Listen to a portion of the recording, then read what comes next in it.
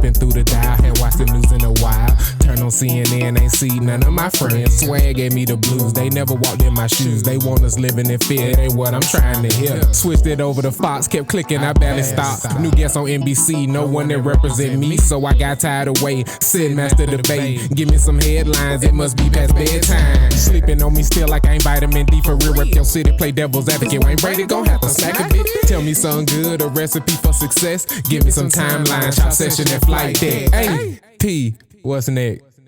I don't really concern nothing. Throwed on while I grip the wheel. Hoes wanna know how I feel. I tell her lay back, just relax. Sip the drink and then pop the pill. It goes free press, summer fest. Sucker free is the life for me. I see Bun B at every concert, showing love and support to all the youngsters. Eureka's castle, smoke a magic wand, putting pressure on my liver and both my lungs. Sip a brew, then a few. Sober up, girl, it's time to cruise. If you're in Houston, you got to ride. You got to ride, I mean you got to ride. We stick around the on ramp at 610 and I-10. Headed to the south, she looking at me. I need to set the tone, trying to find the song and it landed on. Good love and body rockin', knockin' boots all night. Past the gallery, I'm a Jeep, a ballerina. Pavement moving all under me. It feel like I'm on escalator. Riding slow with that Houston patience. Take your time, this third coast, home of the kings of the Underground Railroad. Light it up with 5,000 watts. Find your freedom when the beat drop. Hollin'. Music all the way turned up. Welcome to this week's episode. Episode 11. Give you some headlines. Oh yeah, you can see me. It's beautiful, ain't it? Now you learned early in this show that I'm on a hiatus from smoking. And this show is gonna look a little bit different to you. You got the pedal running around in the background. You got me sitting outside, and you don't have my illustrious part and crying, my dog, C.O.D. DecaturboyMusic. He's late. And this is a cigar. It is a Monte Cristo White Series cigar with a Nicaraguan and some other Latin American, Central American tobacco. I apologize to the creators of this cigar that I don't know the other tobacco that's involved. But on this flight deck, P running the show, and we getting lit. As you can see, my pedal singing in the background with the zoomies going ape shit.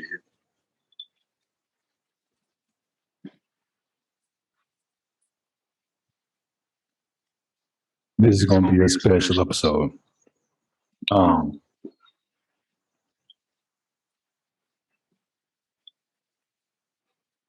what I want to talk to you about is how good life is. You know, when you set out to do something and it may not go to plan, we all develop our plans and sometimes they just don't go the way we want them to. But we had something special planned for y'all. I am enduring the Texas heat and the mosquitoes for the people because y'all need something. You know what I mean? Something special.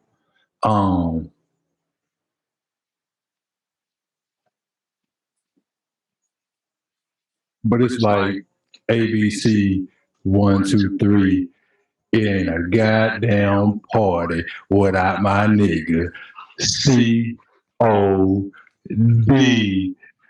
Holla at your body. I already know what it is, man. Big shit, that guy.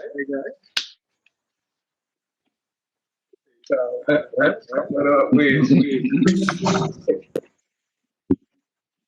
What do? You already know what it is. I hear on my performance, shit might just drop into some bar. Hold up. Where do I start? Well, where did I finish? Been killing these niggas right from the beginning. How you doing, P? Man, Show 11. You know where we at. Hey man, we out here in Texas, man. The state that made the holiday everybody celebrating on their weekend necessary. Talk about a silver lining, you know what I'm saying? A blessing in disguise. Man, we out here on Juneteenth, man. What going on, Pete? I was waiting on you to say, feel like we in heaven. Oh shit, feel like we in heaven. Oh, episode 11. I caught up. Oh man, I'm all over the place. Hey, it's all good. It's all love. And you know whose segment this is. This is like that. I had to participate in some type of way, form, or fashion. But you see, we got the grill. Yeah. You see, we got the bag of charcoal. Yeah. So you probably can guess from listening to previous shows what you about to get. So let's get into it. You know what I mean? This your nigga C.O.D. DecaturboyMusic, man. And I was a little bit late. So my brethren, as he has been known to do, picked up the slack for it, dog, man. But on their wee flight that we'll be having a little discussion circling around Juneteenth and celebrating brotherhood, you know what I'm saying? It's a reason why on this holiday I couldn't be all the way in Decatur, man. I had to be in the same place with my brother, man, so we can come out here and give y'all something special. And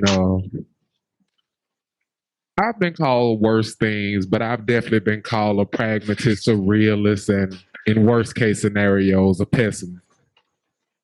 But I have a little savory taste in my mouth, a little salty taste in my mouth about a holiday that we as a people celebrated being made a national holiday, if not only for the simple fact that now the descendants of people who had slaves will get an off day on a day that commemorates the day the people in Texas finally let their slaves go a year and a half, 2 years late. Who gone? Like, why do y'all deserve an off day? How does giving descendants of slave owners a paid off day help commemorate Juneteenth in the slightest? Yes, they talk to me. It don't. It is asinine. It is for your hard work of enslaving people. Take off. Why would you? I don't understand the logic. It is an empty prize for crimes against humanity Of the highest order. for people. Like it is a token to us. Like here's a day off each year for your ancestors spending generations enslaved. Here is a day off for being behind everybody economically, and social economically. Y'all are looked down upon. Here is us stealing your culture, but y'all get a day off along with everybody else. Even those people who are benefiting from your people being enslaved for generations. Can we call it even? Nah. Bruh, can I bring something to your attention that may not have touched your conscience? The scariest thing about all this shit, bruh, is somebody, I think I might have saw it on Twitter, they was like, yo, white people about to treat Juneteenth like they treat Cinco de Mayo. How they dress up in sombreros and go, and bastardize Mexican and Spanish culture for one day out of the year and call it appreciation. That's about to be kente cloth. That's about to be Hanukkah like it's Christmas time. Like, because they don't respect the actual tenets or what's connected to it. That's why when you go to the American Midwest, you see all this turquoise and handmade jewelry because it reflects the Indians who are on the land before what? Who are y'all? Whose culture are y'all bastardizing? Before they were enslaved. You know what I'm saying? Like the gruesome nature with which they fetishize the culture of people they have displaced, they have disenfranchised, is just mind-boggling. And they truly, because they are a culture of consumerism, what you having for dinner tonight as an American? Chinese food, Italian, Japanese, Thai, maybe some pork. Like, bruh, not a goddamn thing is American cuisine except for hot dogs and hamburgers. So they're a culture of consuming other cultures and expect you to appreciate that they appreciate your culture. We appreciate your culture. It's cool that I let these niggas fly. I'm rapping your music. If I don't patronize your music, how do you eat? Imagine that. Thank you. Happy Juneteenth, white people. It's our holiday now. I disagree. Thoughts, P? You think they had a meeting? Like, so we have Thanksgiving. We have Cinco de Mayo. We have nothing for the Negroes. What do they celebrate? What's their day? They can't have 4th of July. But you know, they have this one thing called Juneteenth. We could give them a federal holiday, and we. Did I tell you the one thing I don't think they anticipated? Black people out there. Fact. But black people out there having a good enough common sense to let them make it a national holiday. Go ahead and let it become tradition and happen for a year. And then we use it to point out the fact that once you respect Juneteenth as a national holiday, you have to acknowledge that July 4th is bullshit. If melanated people in this country that predated y'all arrival need a separate Independence Day, then your original one is a fallacy. The Constitution, we the people, hold these truths self-evidence. Bruh, all that shit, bullshit, if you gonna nationally respect the second Independence Day, right or wrong. 1776, a bullshit day, huh? Si, senor. I can't wait to have that conversation a year from now. Juneteenth, second anniversary. Because you know they're going to treat it like we ain't been celebrating this shit until they started celebrating with us. My dad call that shit the second annual Juneteenth next year. Them the conversations I'm ready to have. I'll let them do all this little silly shit this year. We finna get live. Go ahead and play. I'll foreshadow it. Because y'all won't be able to avoid the validity of it. Please build your counter arguments for how shit on y'all and this fuckery come next year. 2022, we gonna take Juneteenth and build a momentum into shitting on 4th of July. Square big. I hold them truths to be self-evident. Talk to the people, P. Man, y'all see I got the fire going. We ready to get live out here today. And as you know, every time you watching the movie, as you see flames into the scene, it means something just as significant as if you saw raindrops. That's a transitional sequence. You enter in the second act where the hero's character flaw starts to have drawbacks. The flames, what do they signify, P? Rebirth, Facts. New beginnings. Facts.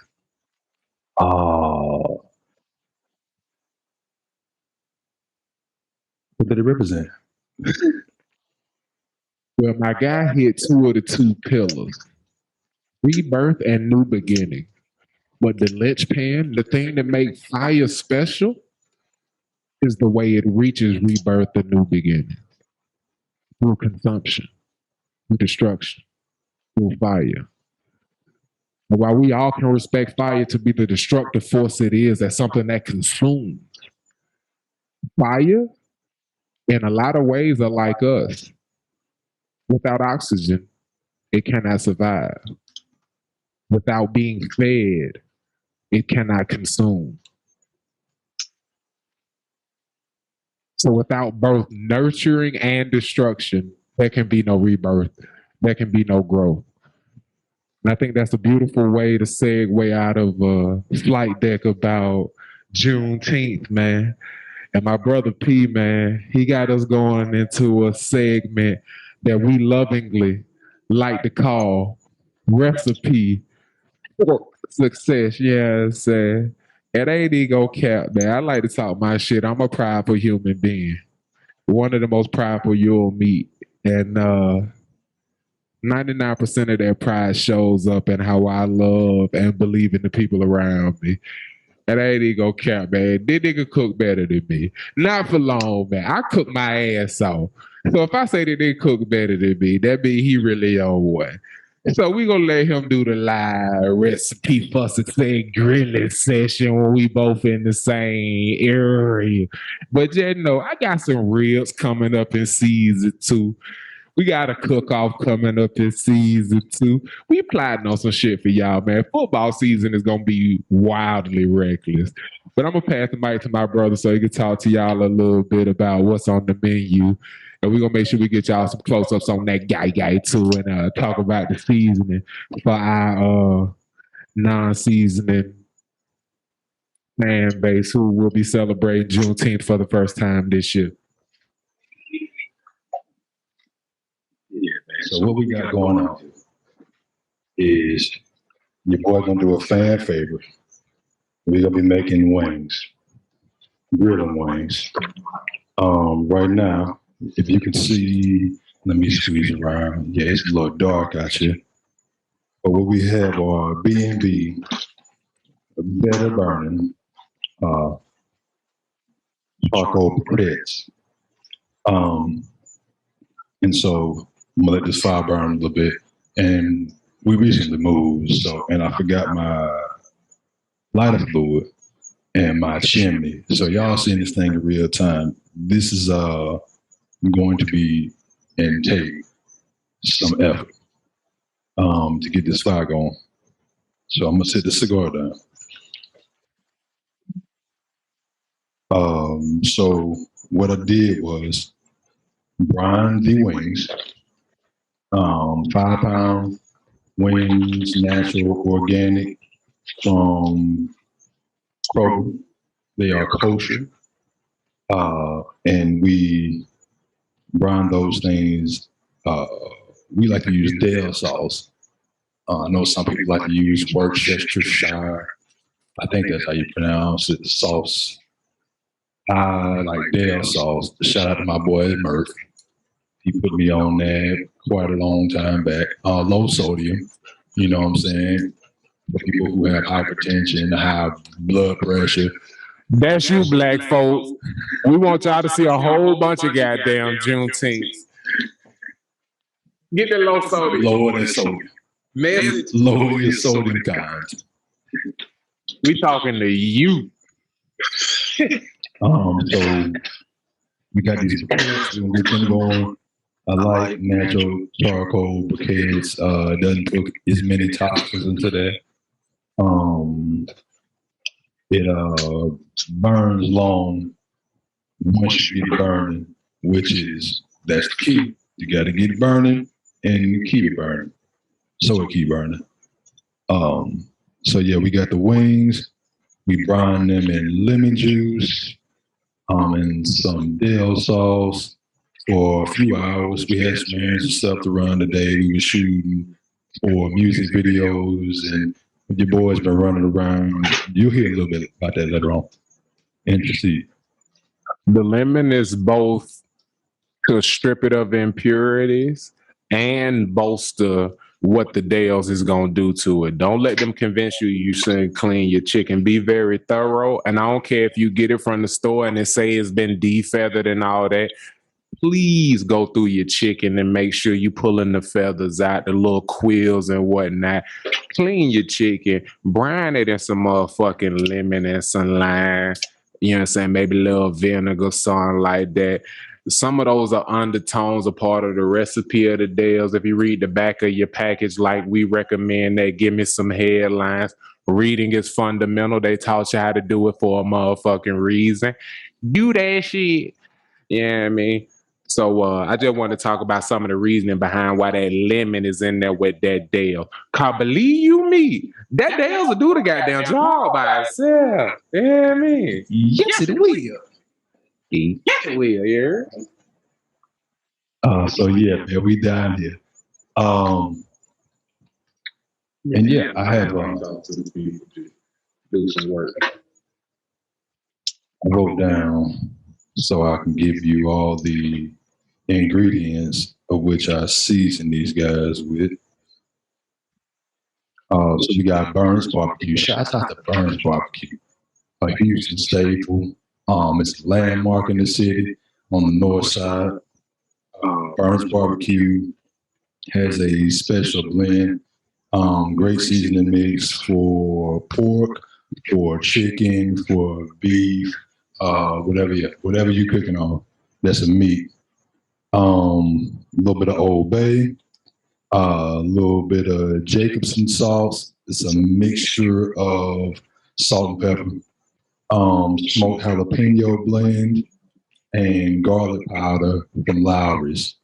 And the secret ingredient is tell your friends about it, or don't. Some of your friends you're gonna tell not gonna season their food anyway, so it don't really matter. But ground cinnamon, it is a specialty. And it is fantastic. Not too much. You're not making French toast, but a bit of ground cinnamon goes a long way. A few dashes, jiggle it around. For the audio, y'all won't be able to see what I did, but for the folks who on that behind that paywall who get these videos, jiggle it around. A few more dashes. Jiggle it more, few more dashes until you get coverage on all your wings. And I use a nice mixing bowl, toss things around, and you let them sit. We just go get light food. Hey, what are you doing? Don't eat that. Can I be that guy and go knock on the neighbor? I ain't met them all yet, so leave, borrow a cup for sure. How did you have this shit hanging? It's a little hook. Flip it. Yeah, just. I was trying to block the wind. I felt it getting ready to kick up. You seen it put out the fire. And you see, I don't know if you can see my dog back there, but he just hit what we call the stork. He stuck his leg behind the other leg. Hold on, let me back up into the camera view. We call this the stork or the flamingo. That's when the mosquitoes on your legs and you're trying to keep doing what you're doing. But yeah, so we got kits, wings, brine them for a few hours, season them, toss them around, make sure all the wings get coated. You want that full coverage. It's just like your car coverage. You want full coverage. And then once that happens, you want to let it sit. By the time you get them to the grill, you want them to be room temperature, because things at a room temperature will cook more evenly. If it's cold, when cold when things get cold, what do? Shrink. You don't want your meat to shrink in any situation. So Yes, he did. No, he did. what we're gonna do is he giving you the recipe for success. the recipe. Don't have for your crib success. at 70 before your little bitty get through. Had that guy at like 74, 73, and then she get there, she be like, ooh, it's a little bit warm in here. Drop the temp. You feel what I said? You don't want her to show up to that cold cut, if you know what I mean. Just a little player tip. Little player tip. You know, here That's something. Some of y'all, all y'all got is a little player tip. Anyway, you know what I'm saying, man? Let me talk to the people. let my dog talk to you.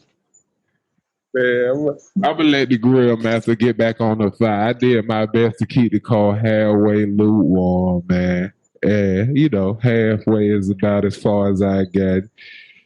We gonna see about it, man. My dog gonna get it lit, man, and the wind's gonna be popping. Just know that we were way more focused on being able to give y'all a dope ass cast and having the equipment than we wasn't even feeding ourselves. That priorities. You got to put the R in the wrong place because shit didn't work out perfectly. You feel me? Priorities. But yeah, I swear by that food chicken, man. I swear I call a nigga on FaceTime like he my Dukes. Like, hey, bye. How you cook grits? I have never thrown a barbecue with this nigga and not had to answer question. Hey, who cooked the chicken? Let me find him. Where he at? Let me ask him some questions. They be asking that nigga what's in the chicken like it turtle pig. That old school hunch punch that my dog Dionysus you made. Ask that nigga what's in that turtle pig. He say sugar water green. You need another cup? Fuck you mean. He's all about. Live in peace to my nigga Dionysus who just moved to the south. Once you crawl the Mason Dixon, now you in it, bitch. You family. You know what I'm saying about? Yeah, though, my dog gonna get that fire lit, man. I made sure to reference struggle and investment, you feel me? It ain't just a given that shit gonna get lit. Sometimes you gotta put work into that bit to get that fire. You know what I mean? Hey, even though this is an extended recipe for success, what's the name of that motherfucking show? Give me some headlines. Y'all heard my brother, man. So I'm gonna get that nigga some headlines. You heard me? We out here talking about a lot of different shit, man. We been hitting cigar bars, rubbing elbows with everybody. And it had me focused on a very weird tilt as far as the stories I got. So it's gonna be all over the place. We're gonna start with Florida man bitten by shark after swimming their fishing line. Ooh, let me take the laugh off. Saweetie shows off her new Rolls Royce following Bentley repossession drama with Quavo. Former Hope Lou Ferrigno takes slight jab at today's superheroes. Superhero movie star. Because they're not real superheroes. I'm wilding out. All right, just to get a quick run through.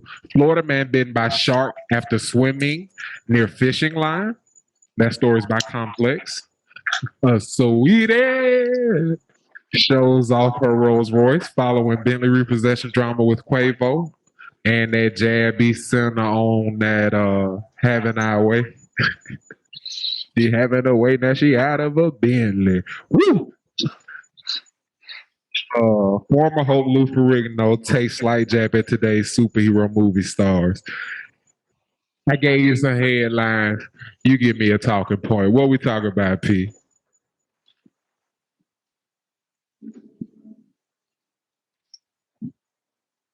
This is Juneteenth, right? Yes, sir. We're gonna talk about some black folks. Talking about Saweetie. A Saweetie. Hey, good choice.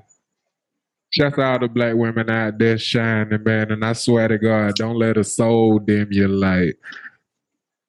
But headline again. Saweetie shows off new Rolls Royce following Bentley repossession drama with Quavo. It seems Saweetie has treated herself to a Rolls Royce Phantom. As pointed out by TMZ, the 27-year-old artist took to social media this week to show off her new luxury whip.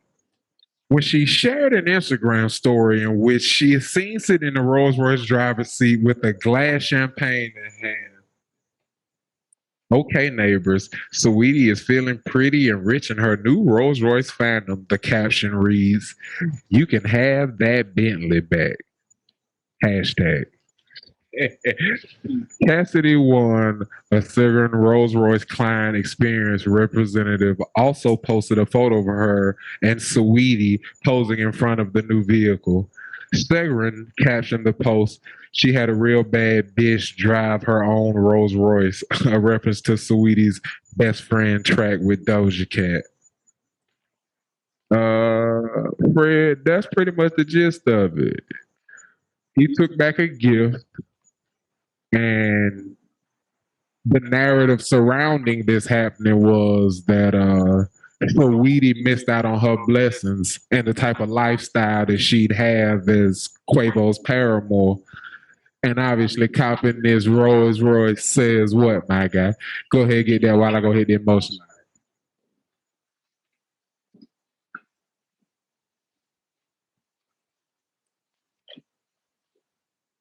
Nigga, I don't need you to lead this life.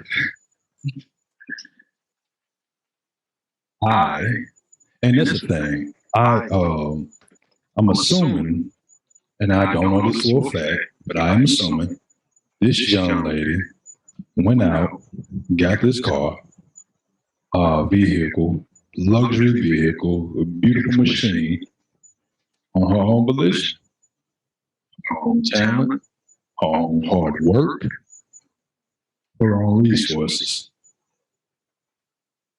One, because she wanted it. Two, to prove a point. It seemed like she proved her point. And this is a lesson for young men out there. Look, man, I think I saw this on Twitter. This is a relationship is about two people making a jump or a leap together. Not one person doing a bunch of backflips and getting gifts or performing favors to impress the other.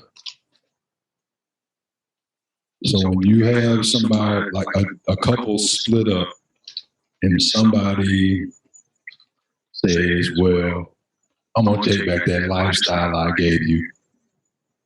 The other person was like, I was in this for you, not the lifestyle.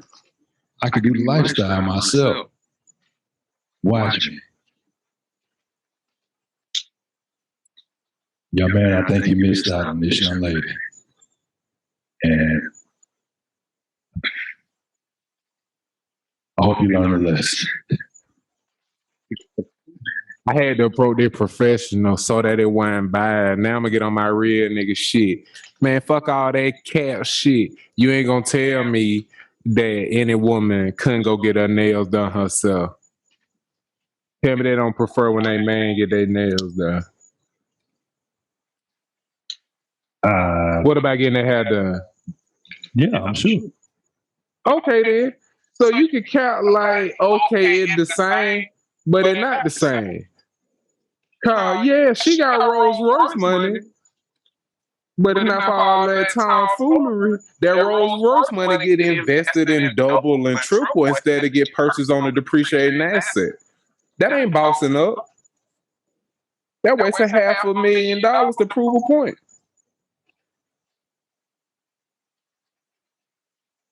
And he the type of nigga who could throw $500,000 because when he gonna go get some, he gonna make sure that his lady dressed like he dressed. He gonna make sure that his lady fitted like he fitted, kidded like he kidded. If she no longer his lady, he don't have no responsibility to make sure she fitted and kidded, suited and booted.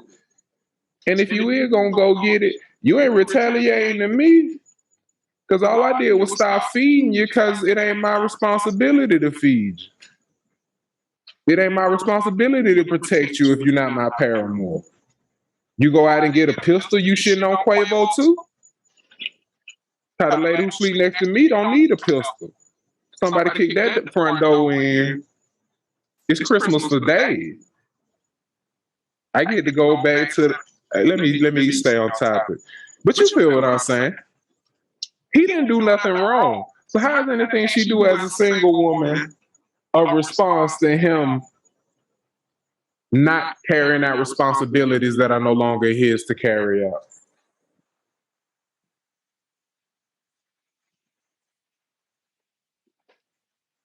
I simply wanted to speak on the fact that they aren't together anymore. And the reason why did he pull the gift away? It was a gift. Because after splitting, she took all of the social media hype and did a lot of posting to fan the flames. It wasn't just a split. It was a desire to win in the court of public opinion. His only response was, I never thought you'd do all of that. That's all I saw him post. Until the album and shit, until the car got repoed. For all I could see, he Italian motherfucking ZD. He a G. He moving in silence like lasagna. And if he is gonna speak on it, it's gonna be in the art, which any human being should be allowed and respected to express themselves through without filter. That's I didn't Tell know. me she not shooting shots with all this on need a nigga shit on my best friend. He hit up with one bar and niggas acting like he wrote ether. Tell me best friend ain't counting shots. We told y'all in the beginning we was gonna keep it a stack. I ain't never heard best friend. Love me some Doja Cat. Love her music. You ain't missing out on none. Oh yeah, I ain't never heard. Not that I listen to a lot of female artists. No, I'm sorry. Wrong word. I hate the word. Freudian slip. Get him, y'all. Get that nigga some questions at GIMMESOME questions at gmail.com. And his he PHTIV casino P. He be gambling and saying wild shit like I don't be listening to female artists. Just chauvinistic on Juneteenth, man. Get him, y'all. I listen to a lot of women artists, not female. Tell me lies. Like you hit emotion.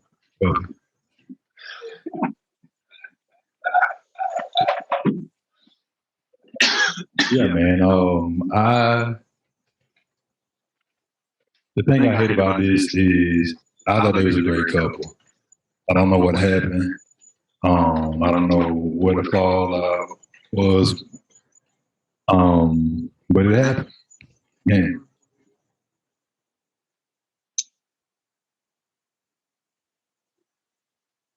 I think it'll be all right. I'm gonna keep going. I'm gonna keep up.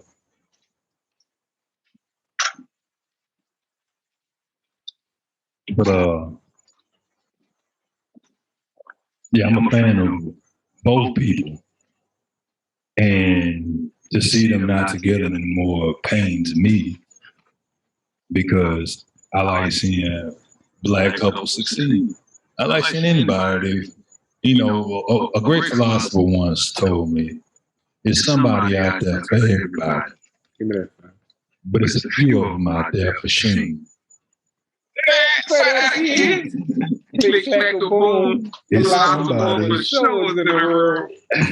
somebody out there for everybody, but it is a few of them out there for shame.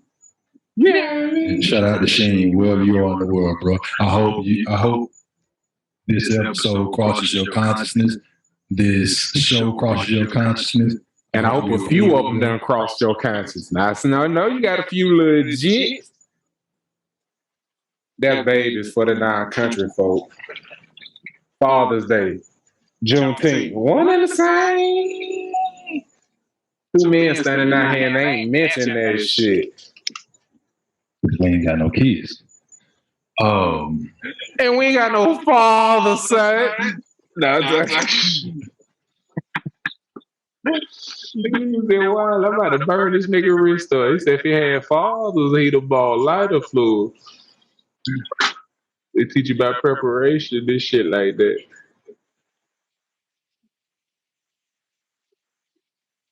Y'all see how we're working for y'all, man. We gonna bring y'all this recipe for success.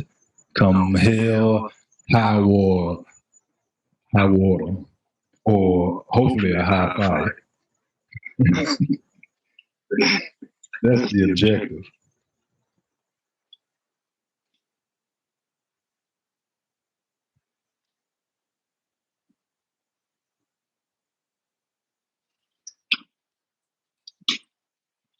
And so it's another lesson in cooking. It's very important to make sure you have everything you need. And it's very important to make sure lighter fluid is one of those things that you have when you are building a fire and trying to grill something.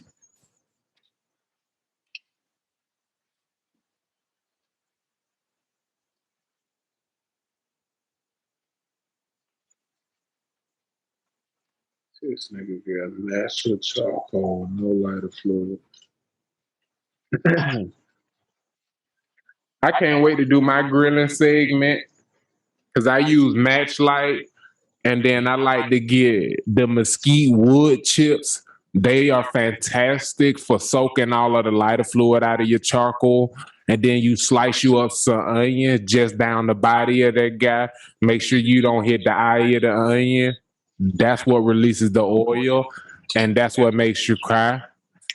So you mainly want to focus on just chopping with the body of, here you go. And then that creates just such a delicious flavor. When I'm talking about that chicken starts shaking the ass for you, them sausages start sweating because all they get is pure heat. It don't get no high octane heat. That away from the cord puppy, but go. Love you.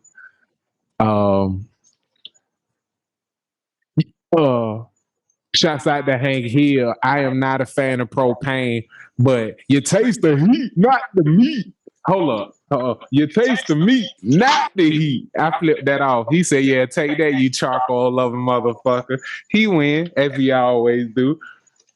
Because if we had propane and propane accessory, we'd be cooking right now. You know, we gonna dive into the muck. We ain't gonna sit here and act like this shit not happening. We might fuck around, get through a whole episode, and this shit not be stored. You're just for it. Talk to the people, Pete. Let me chop this cigar. Yeah, man. I think we gonna get there. We gonna get there. Can I give you a jumping off point? Let's do it. Around this time, you know what I'm saying, we like to jump into a segment, aptly named, kinda after your dog, but really about anywhere that give us the blessing of a great experience. We out here in Houston, man, downtown, off of Westheimer, all kind of shit sliding everywhere, all kind of landmark. And we just begin to love the whole motherfucking week. P, rep your city, man. Oh, man. So my dog landed on Thursday afternoon. Yeah, I did. We had a whole plan. We was going to my hometown in Alabama. Shout out to the 251. We was going to my mom's house. We had this whole itinerary. I'm a real one. Flew over all of them states the road trip with my dog back through them shit. We was going to hit three separate cities and visit casinos in each city. gamble. Yeah, I'm a fool on the goddamn crab tail. Check me at the Monopoly board. Yeah. We was going to get into this thing all the way through to Alabama to the crib, be on the beach for the weekend, do some fishing, hit the golf course. Things did not work out like that. We mic check 1 2 1 2. There we go.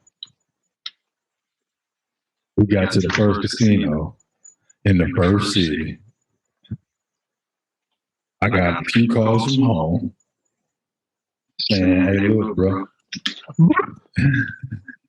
Nigga, you ain't worry about that storm?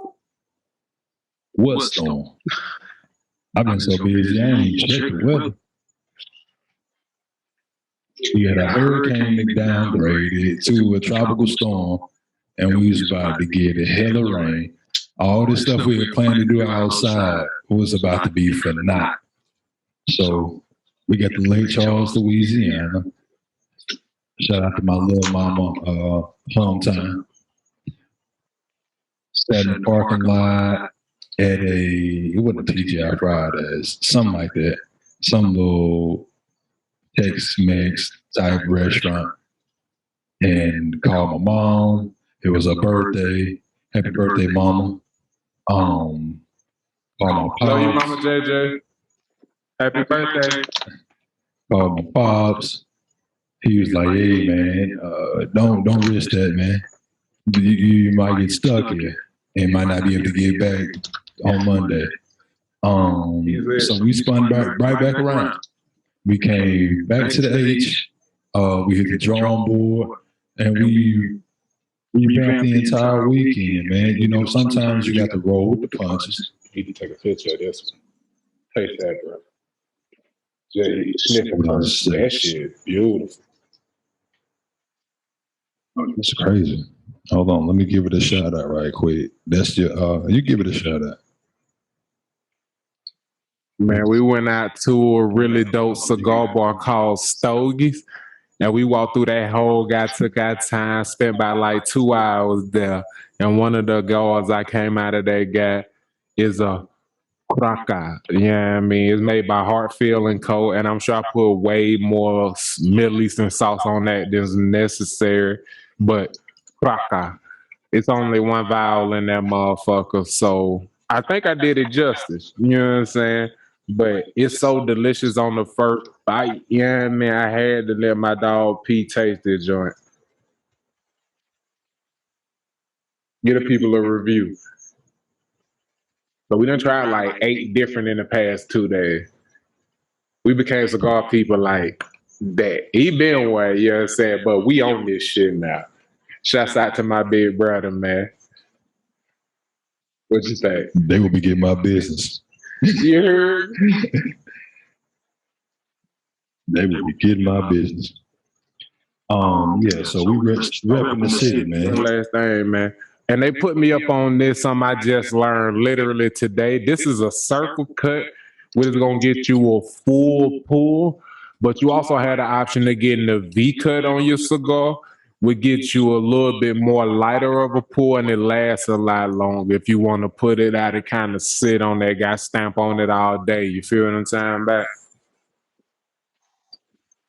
Yes, sir. Hey, man, we read books. This is Gimme Some Headlines. Man, we read books. We out here getting educated. So yeah, we revamped the entire weekend. Called up the golf course I go to. Shout out to Herman Park Golf Course. I think if we move it into the corner, it might get hit by the wind less. And once it get going, we move it out. Then you go around for the quarter, say. Yeah, so we went to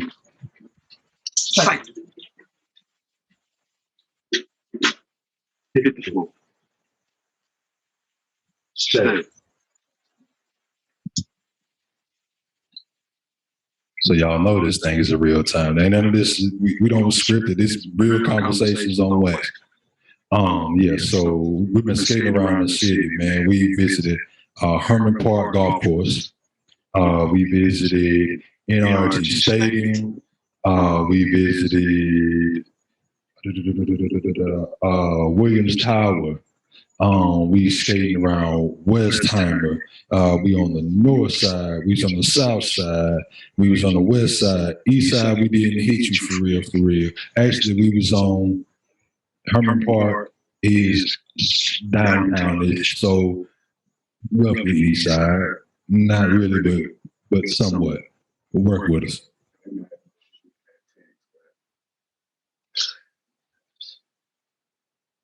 You still hopeful? I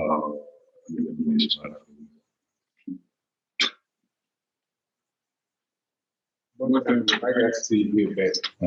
You going to the store or you going there? I'm going to the old crib. I got something at the crib. Do your thing. I'm going to keep it going. Or you think I should call? You keep going. I'll be back. Go do your thing. I'll find something to talk about.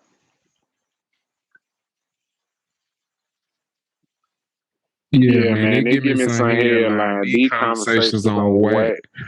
And this is life happening spontaneous. So I'm going to talk y'all a little bit about this cigar, man, and cigars in general.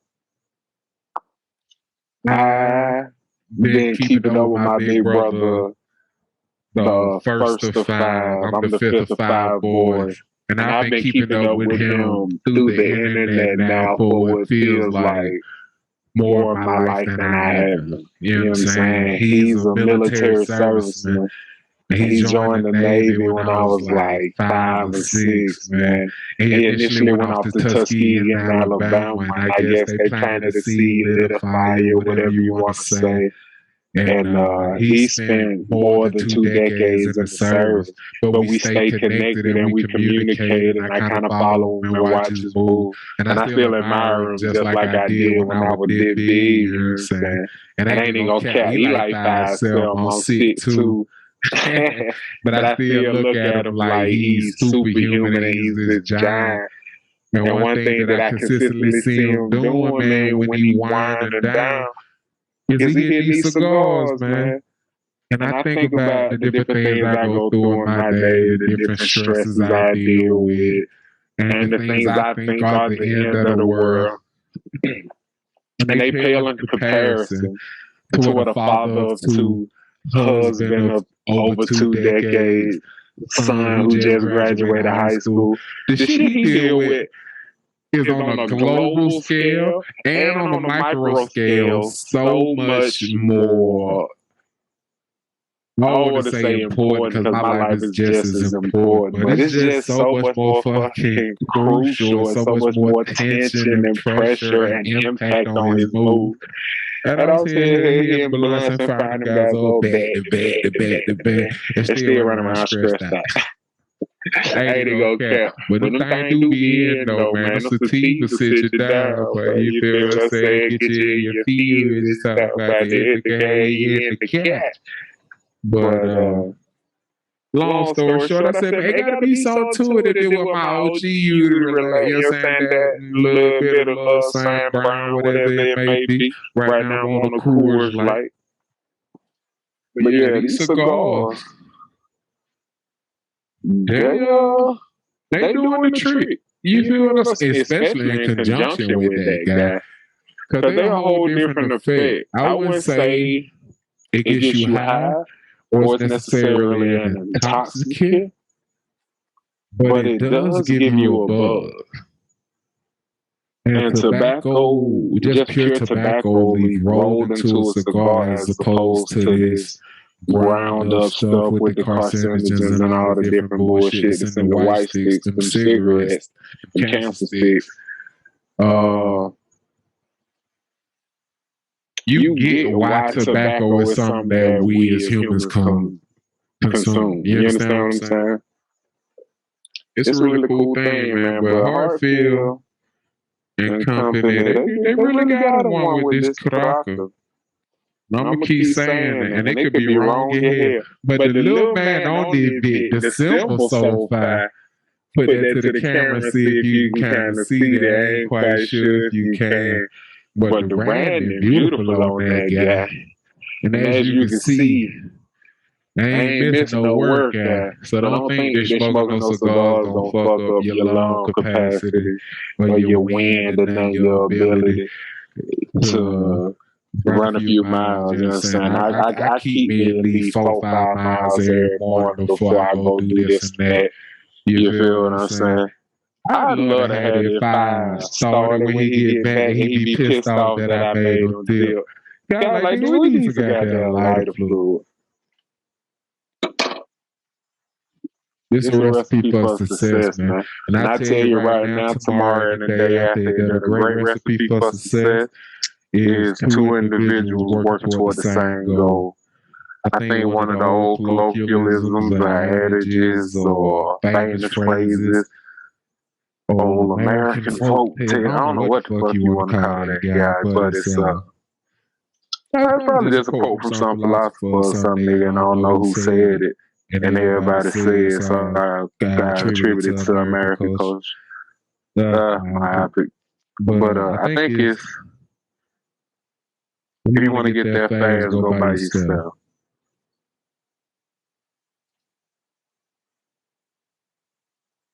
And if you want to get there something, go together.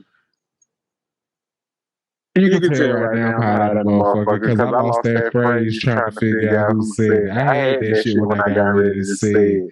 You can believe me, you can die. Fuck y'all. Y'all don't know me. Y'all don't know me, cuz. I don't know me from Adam, cuz. I just nigga from Decatur, cuz. Nah, talk shit. But yeah, man. This should all C.O.D. Decaturboymusic, man. One huge thing that we at Gimme Some Headlines are in the process of building is a multimedia company centered around a label. So music is a huge part of what we're doing, and we introduce y'all to it in small doses. You'll hear it throughout different segments and just drop into the song. But it's mastered down at almost negative 15 dB.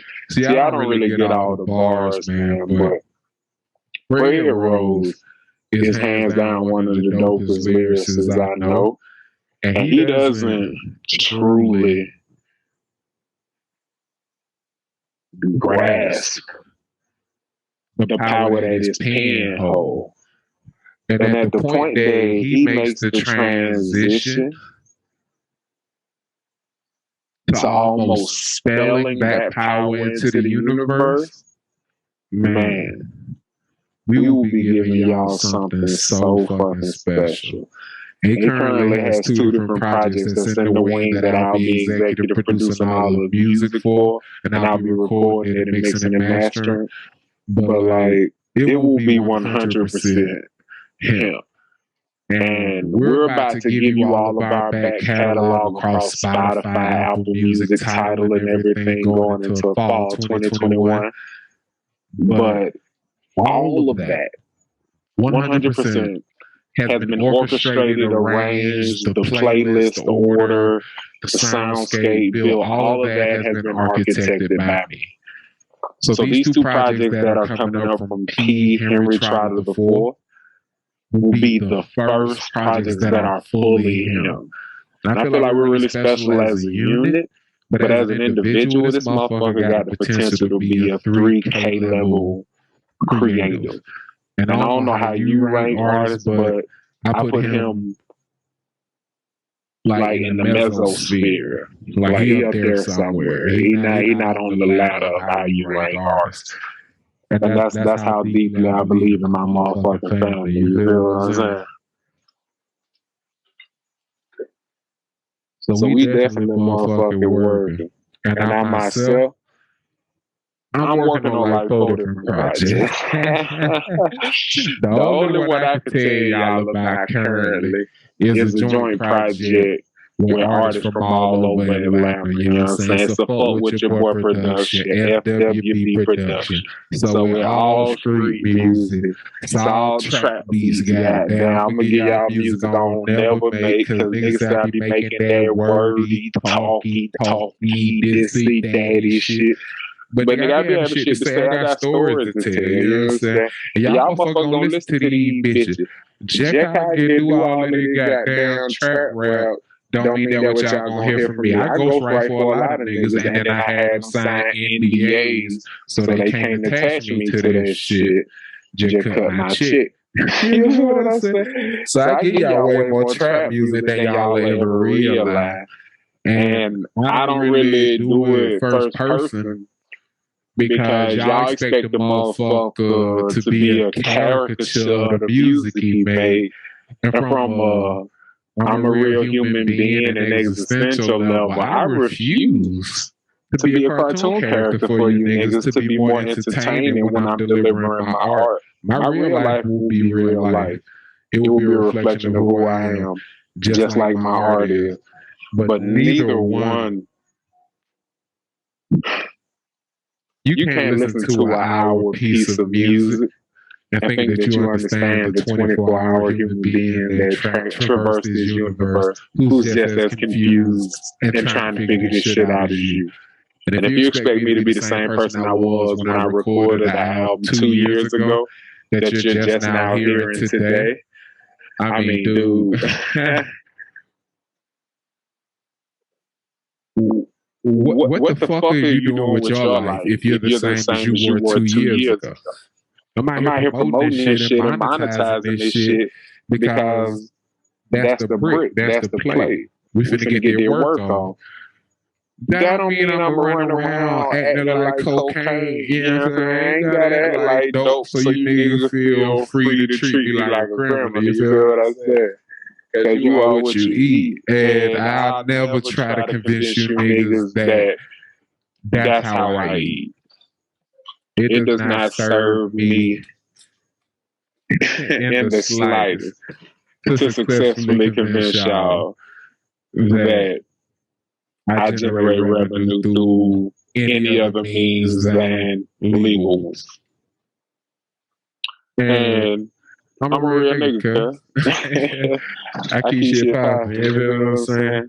So I done talked about music and all the different little shit that's coming up. So I figured I gotta at least give y'all a little freestyle, man, a little song that I've been working on.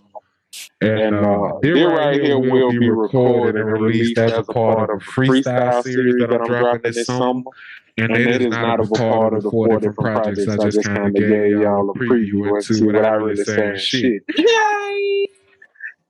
But this first freestyle is over. That is what you mean. You know what I'm talking about? And my nigga P get that fire going with all utensils on Father's Day. Baby, say I look like daddy, all I'm missing is I can't hear the shit with the echo, bro. Take the LP. You got yours in? If you don't have one in, it's gonna fuck it up. You got it in? Yep. You get it in? I can. Yeah.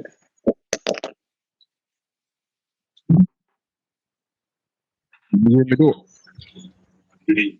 If it say I look like daddy, all I'm missing is some babies told me I need to stop playing. I can't hear what Shawty's saying. Got it, we not smoking too loud. Young nigga black and too proud.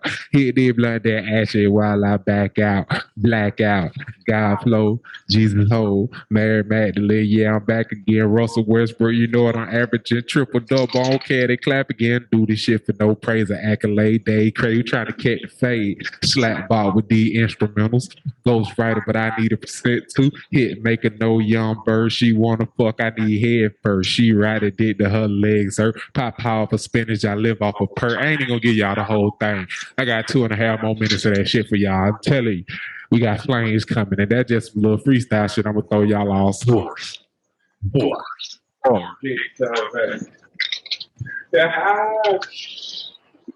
Come about my shirt. Overheated, go super sad. Couldn't be Kakarot niggas out here just capitalize. Fifth resurrection got guard protection. These niggas out here think I'm playing with them. They lose out overcommit. My left foot be all in your ass for the day ain't over with. Yo, send me the Sam all on the beat. Yo, quiero la playa. I live for a beach. Die for a bitch. Could be me. Papa a pill double down on the geek. Put out the parking lot back in the street. Not talking about driving my niggas in while I like get all that paper, bro. Fuck all them diamonds, get all of that work. We splitting them perk. I move that brick, cut you 40%. Hey, I ain't tripping. My young nigga running shit. All I do is pull over that. How these niggas start thinking about running for president. I'm the boss. No questions asked. Hot that the white jazz move like Shaq. Come here, girl. Hey, you talking about? Yeah, man, show him my ass, P.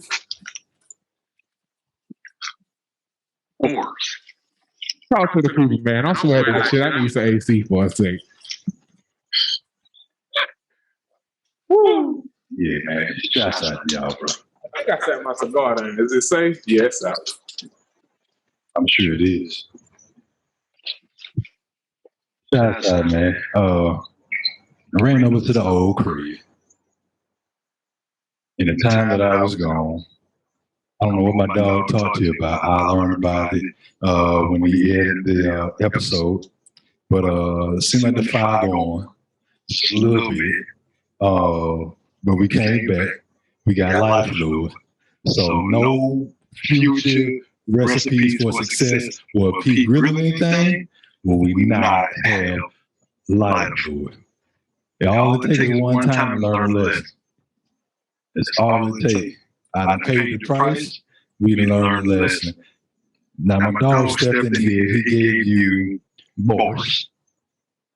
He's the greatest writer I've ever been around, seen, witnessed, and that's on everything.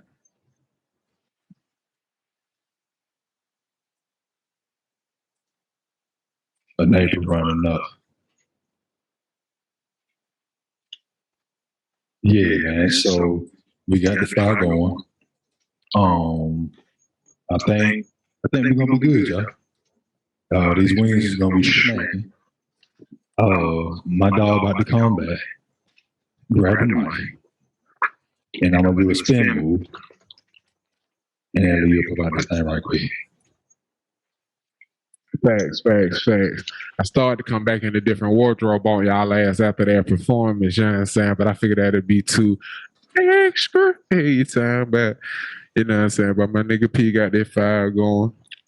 And one thing that you can see, if you've been checking out the fire as we did this process, is that you don't need more charcoals than you need. And I know that sounds like a riddle almost, but if you're only cooking chicken for a couple of people, then don't fill your grill up with all that extra shit, because you got to hit that with all that lighter fluid to justify being able to heat it. You understand what I'm saying? But also, the less charcoal you pile on there, the less time you got to worry about your coals burning, and you don't have to do stuff like pour water on it and worry about rusting and causing corrosion and corrosiveness in your grill. It's just a good practice to only use what's needed for what you're doing.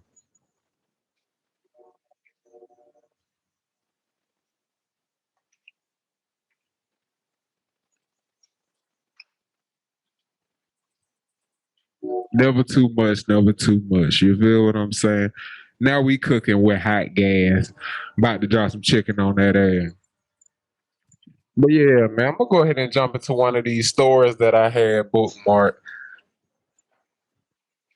that I ain't gonna throw in the headlines when I'm giving Peter choices. Yeah. But yeah, man, this Florida man, I already gave it to him and he skipped that guy. He was bit by a shark after swimming near the fishing line. And I'm always drawn when I'm reading the newspaper or searching through different news platforms when I see Florida man written, because that's going to end up being some wild shit. But a Florida man is coping with some visible wounds after a shark bit him when he swam near a fishing line this week. The man, whose name was not released, reportedly went for a dip 40 yards from the shore right near a fishing line, ABC News reports. With wounds on his upper body and chest area, the man was taken to a local hospital and is expected to make a recovery. According to South Walton Fire District, the Thursday bite at Grayton Beach State Park led to a local warning too, as the department advises swimmers with a beach safety alert. This is written wild as fuck. Do better, ABC News. The shark is believed to be 7 to 8 feet in length. The Facebook statement read, double red flags were flying as a precaution in the area for 1 hour following the incident. Yo, this is written wild as fuck. A nigga got bit because he swam where niggas be fishing at. They throw chum in the water and do different things to attract fish. And a shark is a fish. And also sharks eat the fish that these motherfuckers trying to snatch up out of the water. So really a shark just saw a motherfucker who be banging in their trap and rolled on his ass. That's what I saw. What you think, P? I know we all thinking it out there as listeners. So I'm thinking it. I'm a co-host. That man's name was not released because we knew once we heard his name, we know what color his skin was. Bradford Chattington.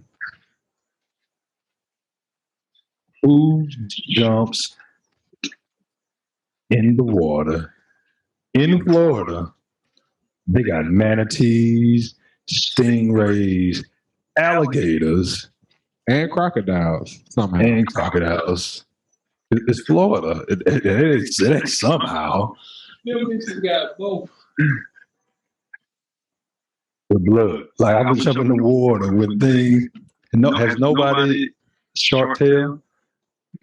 Shark tail. Nobody seen shark tail. Ain't nobody seen Finding Nemo. Nobody seen Finding Nemo. When the blood hit the shark nose, what did he do? He said fish was lost his fucking mind. He said fish was friends. Until that blood hit his nose, he turned into a shark again. Bruh. Florida people, man. Y'all live and breathe. And I respect you for it. And I also fear you for it. Because I never know what I'm going to get from a Florida person. And this is coming from somebody from South Alabama. I'm 20 minutes from the Florida border.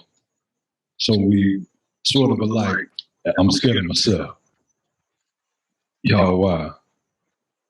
If you want a good news story that's entertaining and also wild, type in Florida and news. And you'll be wildly entertained and horribly shocked.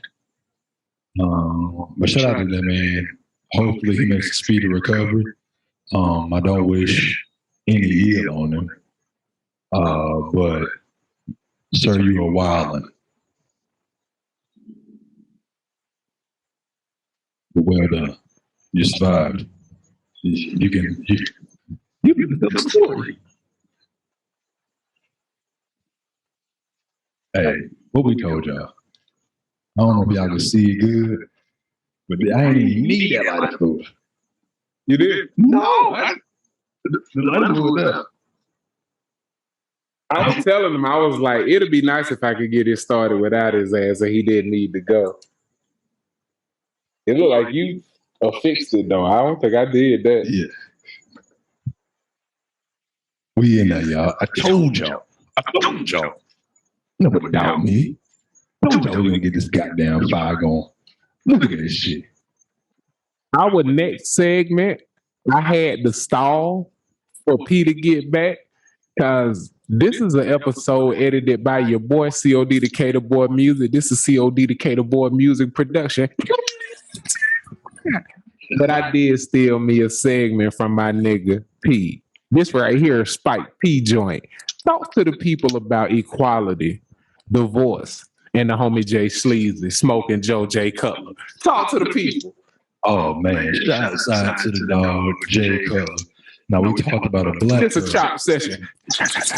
We talked about a black couple a little bit earlier. We talked about Saweetie and the homie Quavo. Saweetie. They were not married. They don't have any children together. They were spending time together, trying to figure out, hey, could this relationship go a little bit further, me and you? And it didn't happen. But there's a couple. The man is a former NFL player. The woman is a current business owner. Business is doing well. And I forget the name off the top of my head. You got the name on that? I'll keep talking. Yeah, do that. Yeah. Jay Cutler, former Bears quarterback. He's a quarterback. Former husband of Kristen Cavallari of OC fame, amongst other reality TV shows. Yeah. A great deal of which starred also Jay Cutler. So, our good friend Jay, Mr. I want my bag. I'm not going to smile. Not kissing them babies. I ain't shaking your hand. Give me my bag. Rule number one, Jay Cutler. And now there's a lot of things you may not like about Jay Cutler. I think he also quarterbacked for the Broncos, if I'm not mistaken. drafted to the Broncos originally, traded to the Bears, and shortly after, Brandon Marshall followed his crazy ass on up there. Yeah. So Jay Cutler and his wife, Kristen, Cavallari. they split up. They got 3 kids together. And the divorce was going well. You know, sometimes marriage ends in divorce. Half time, marriage ends in divorce. So it's not a crazy idea. Divorce proceedings were going well. Custody was split. Kids doing well. But there was a holdup. Miss Kristen has a company. I think the company's name is Uncommon James. She sells accessories, apparel, jewelry, lifestyle accessories. It's a lifestyle company. Thank you. I appreciate it. Uncommon James. But yeah, buzzword. Uncommon James? Mm-hmm. Yeah. Uncommon James was started during their marriage, and it is a thriving company with a net worth of $30 million. Yeah, multi-million-dollar company in that's what, 8 figures? Yeah, that's 8 figures. 8-figure business. Yeah, that's 8 figures, goddamn. And Mr. I want my bag, Cutler, said, look here, boo, we was married. You got to come up off of that. At least some of it. Now, the chess move that he has made is he's gotten his net worth, which we told you in former episodes, is not just your liquid currency you have in the bank. It is your debt leveraged against your assets, leveraged against your real estate holdings, leveraged against this, leveraged against it's $30 million equal to the valuation of Uncommon James. You have the mic again, P. Chess move. Chess move Cutler. So Mr. Cutler says, can I give him some context? Come on with it. Jay Cutler's career earnings were $127 million, $874,999, but he is able to, in divorce court, show a net worth of $30 million, the same valuation of the company, Uncommon James. Fred Rowe. So she didn't have this company for part of their marriage. I just want to make sure that people can hear me. She didn't have this company for part of their marriage, it gained its foothold, it gained traction, it started to grow. Watched a couple episodes. I'm lying. I'm sorry. I promise I would never do that. Shame the devil. I watched a couple YouTube clips. She was giving a speech. So Cavallari, was it the show?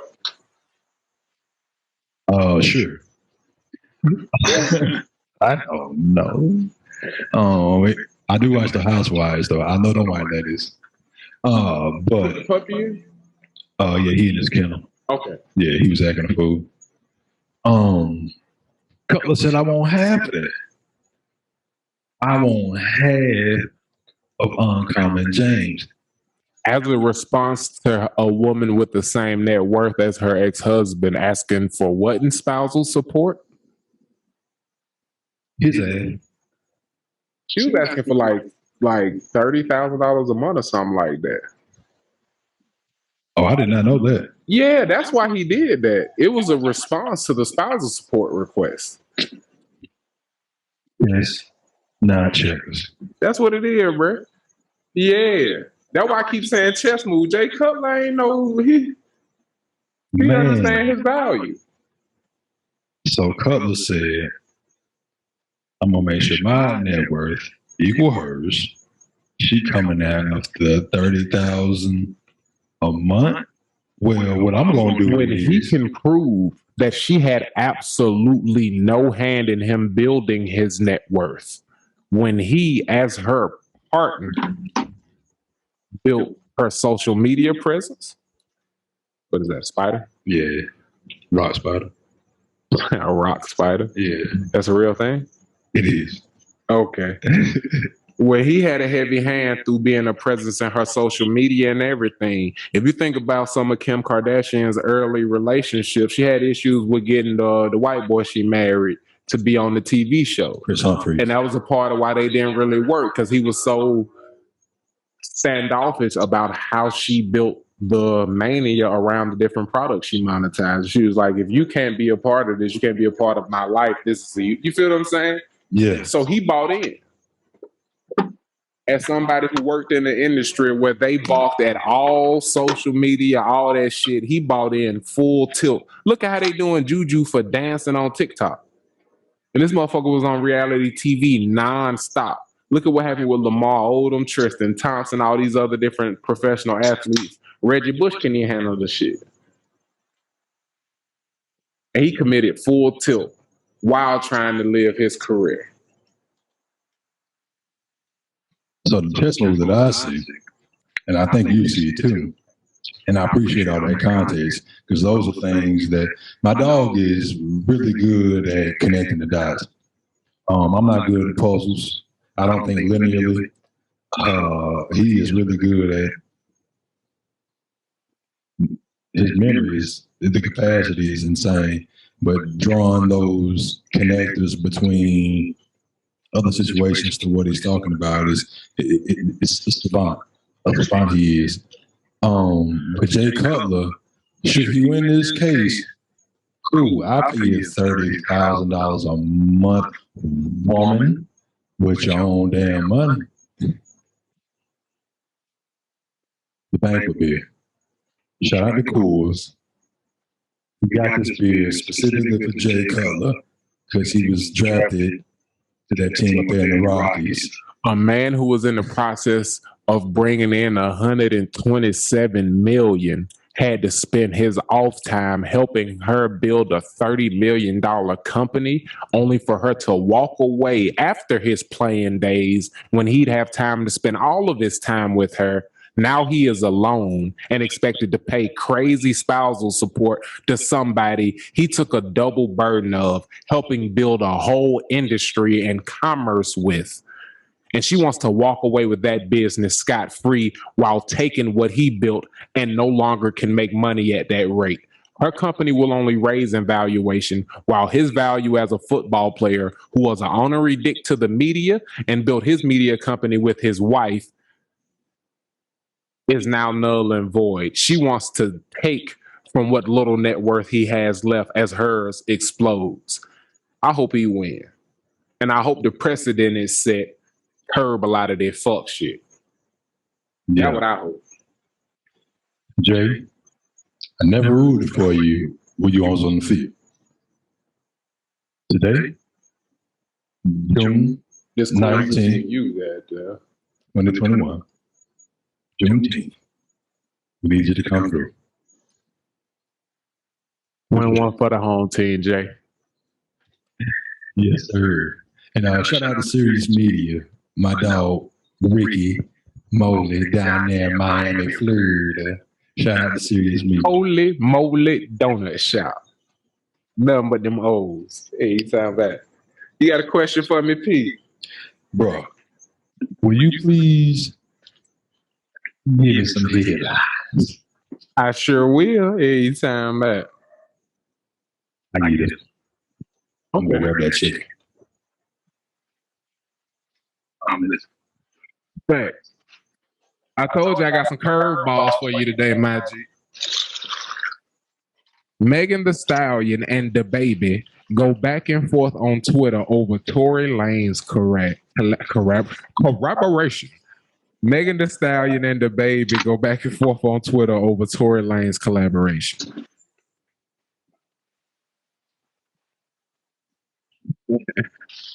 Wisconsin senator who stalled passing of Juneteenth bill booed at Juneteenth event. Not like a politician being booed. That's some funny shit. Petitions to stop Jeff Bezos from returning to Earth after space trip gets thousands of signatures. That's your 3 headlines, man. I'm going to run back through them to give you time to get bite. They're right here, stupid pipe. I can't even tell you what it is. All I know is it's a hybrid and I'm high, bitch. But them 3 headlines is Wisconsin senator who stalled passing of June. That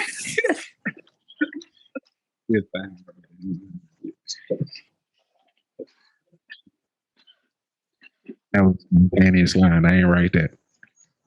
You the camera. That's what the camera for. Ricky?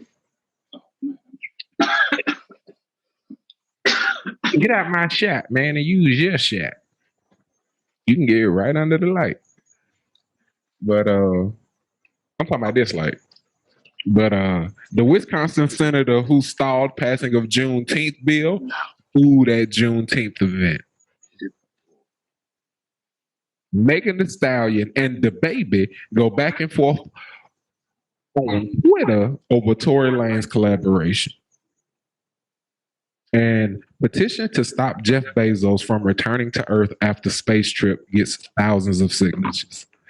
Which dealer's choice, P? How you feeling? You told me to give you some headlines. I gave them to you.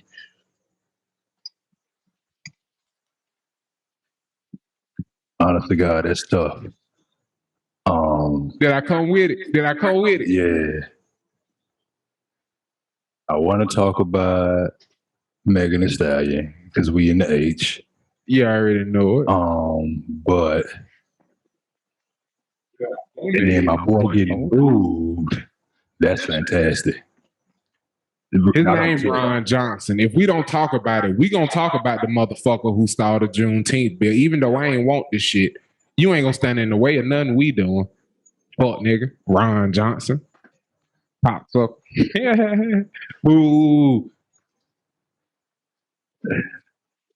Jeff Bezos. So Jeff Bezos in space? Is that what this is? I think that nigga trying to go to space and people trying to sign a petition. He might already be up there. I guess he wouldn't go if he knew it was a chance niggas would stop him from coming back. Like, that's fantastic if he up there and they like, nah, he good. Like, if that's the case, that's the story I'm picking. I got answers because I went and read some more of the article, but you don't get answers unless that's the one you choose. Just give me some headlines. Okay, cool. I'm willing to take that one to find out if he up there and we don't want him back here, because that's fantastic. All right, this story has been co-opted through several different news sites, but this has been hosted by Complex. And it says petitions to stop Jeff Bezos from returning to Earth after space trip getting thousands of signatures. Petitions are calling to stop founder Jeff Bezos from returning to Earth when he goes to space with his aerospace company, Blue Origin, in July. Blue Origin's It's Juneteenth, which means it's 620. Special day for a lot of reasons. Blue Origin's new Shepherd launch is set to take place on July 20th, exactly 1 month from now. 3 days after Bezos announced his trip to space, 2 petitions were launched to try and prevent the billionaire's re-entry to Earth. According to Business Insider, more than 41,000 have already signed the Change.org petitions.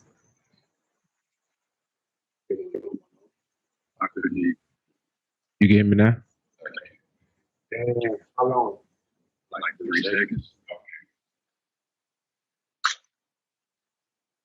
Billionaires should not exist on Earth or in space.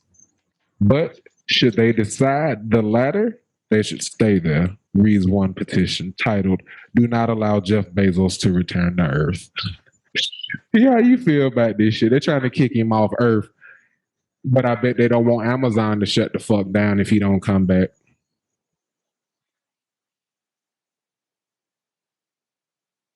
My thoughts about this, I think that's hilarious. Like, we're gonna kick you off a planet that's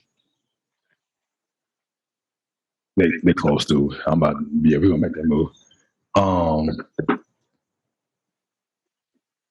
I like to trade who we kick off the planet though. Who you roll for? Mark Zuckerberg. Thought you was gonna go with.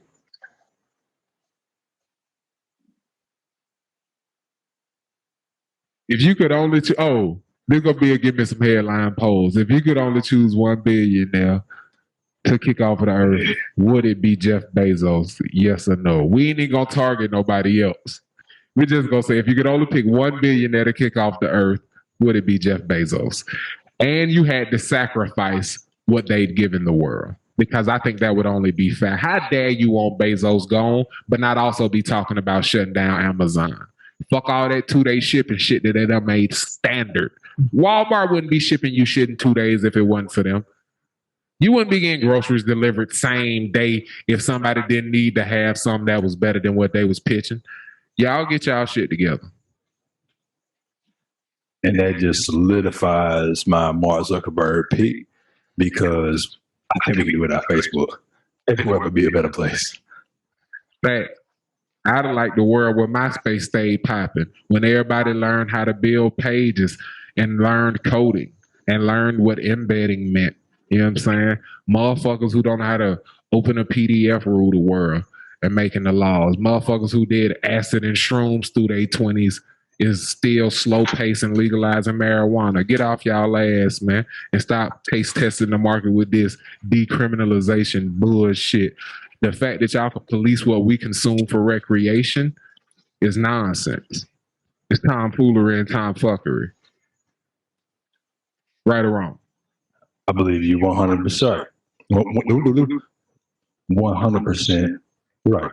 As we celebrate one Independence Day that invalidates the other one, let's get to some real motherfucking freedoms. Let's hold them truths to be self-evident. That in the pursuit of happiness, you ain't gonna come into my house and tell me what the fuck I can and can't consume. You know what I'm saying?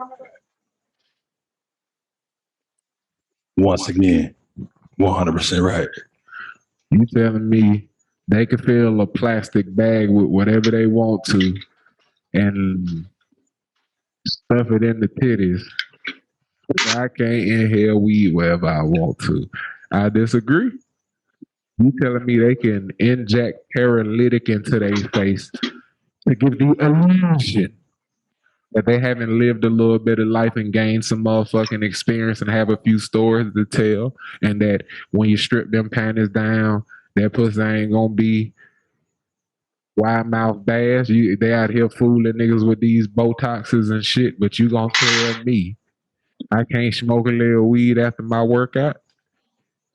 Nigga, I played football for 12 years. You know how bad my motherfucking knees hurt at the beginning of the day? At the beginning of the day. Yeah, so I'm taking fish oil pills, Mega Man vitamins and bullshit. All the shit I do to keep myself healthy. And we gonna make what I consume for recreation a goddamn team decision. Y'all had all that fucking poison on the food pyramid through all of my childhood. Had niggas obese than a motherfucker. Now we gonna make what I consume for recreation as an adult a team decision, P. It's time to cut all that tomfoolery and fuckery out. And for the other people who think it should be a consensus vote to get there, fuck y'all, man. Fuck y'all. Because if you drink alcohol, if you eat sugar, if you eat salt all in your shit, if you eat meat, ain't no way in hell you should be able to tell anybody else they shouldn't be consuming something because it's bad for their health. Or you don't like what it do to their system. You consuming blood meals, but you telling the nigga herbs is bad for them. Y'all can suck off. Once again, 100% correct. How I was born into this consciousness, but I, as a human being, responsible for my own consciousness, my own body, my own existence, can't decide what I put in my body. You get to decide. And you get to decide the consequences of what I put into my body. Sound like slavery.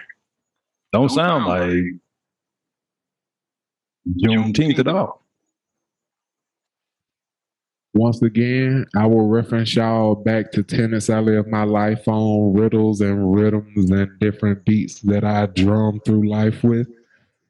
And one little mind bender that was given to me at a very young age was the concept of the difference between a zoo and a wildlife preserve and why animals in a wildlife preserve actually exhibit the behavior of animals that are in the wild. It's because they don't see their boundaries. The reason a lion in the zoo sleeps for all that time and doesn't seem to have the killer instinct, and he waits to be fed and doesn't hunt, is because he sees his enclosure. If you get to see an animal at the beginning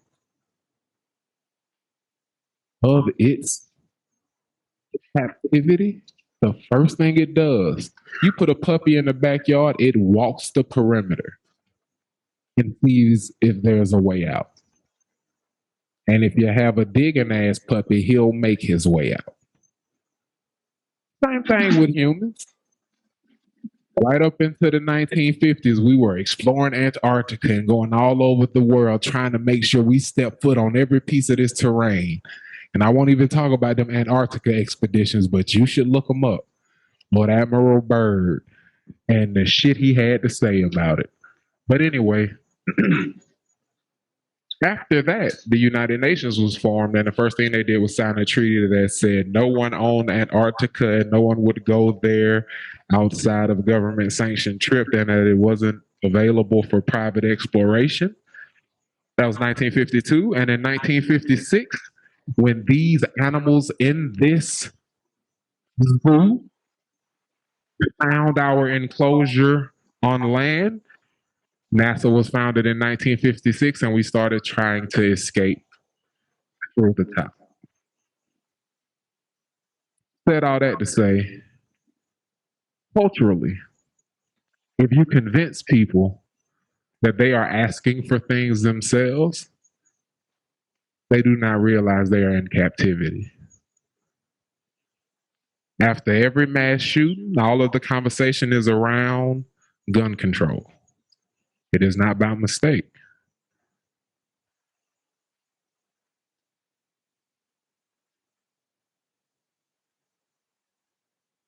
The demonization of drug dealers, the demonization of the crack epidemic, all of that shit was extremely deliberate. And how the opioid epidemic is being handled and it coinciding with all of this legalization is because of how addiction cannot be hidden and how it is affecting the other half. And I refuse to accept that you are going to allow me to do something and expect me to celebrate it because now you're going to tax it at a ridiculous fucking rate. after not allowing me to do it through most of my life without potential impunity on my freedom. You are going to monetize me in one way or another, and I am fucking bothered by it. P, your thoughts?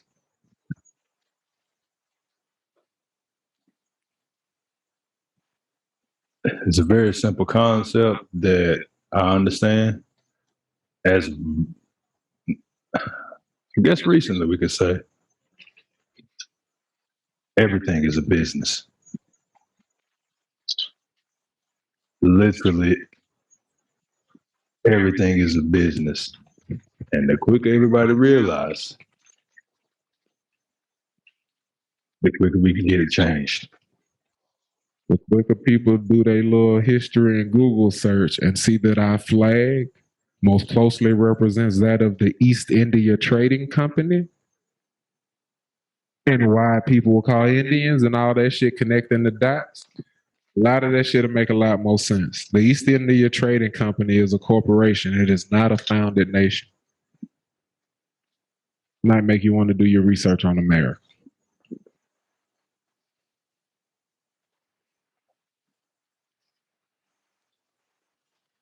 And on this Juneteenth, do a little bit of research on the history of the Confederate flag and the Republic of Texas, and exactly who were the leaders of the Republic of Texas and who were those Indians or Native Americans, Aboriginal Americans, which means original people of the land. You find Aboriginals all over the planet. You notice that, P? And all of the Aboriginal people are melanated. All of the original people of the land are melanated. But somehow, black people got everywhere through slavery. Ain't that a fucking coincidence? All the black people in America here through slavery, but all the Aboriginal people melanated. Math ain't math. Even in Australia, the Aboriginal people, big, thick, melanated, black ass us people. Love them. Math ain't math.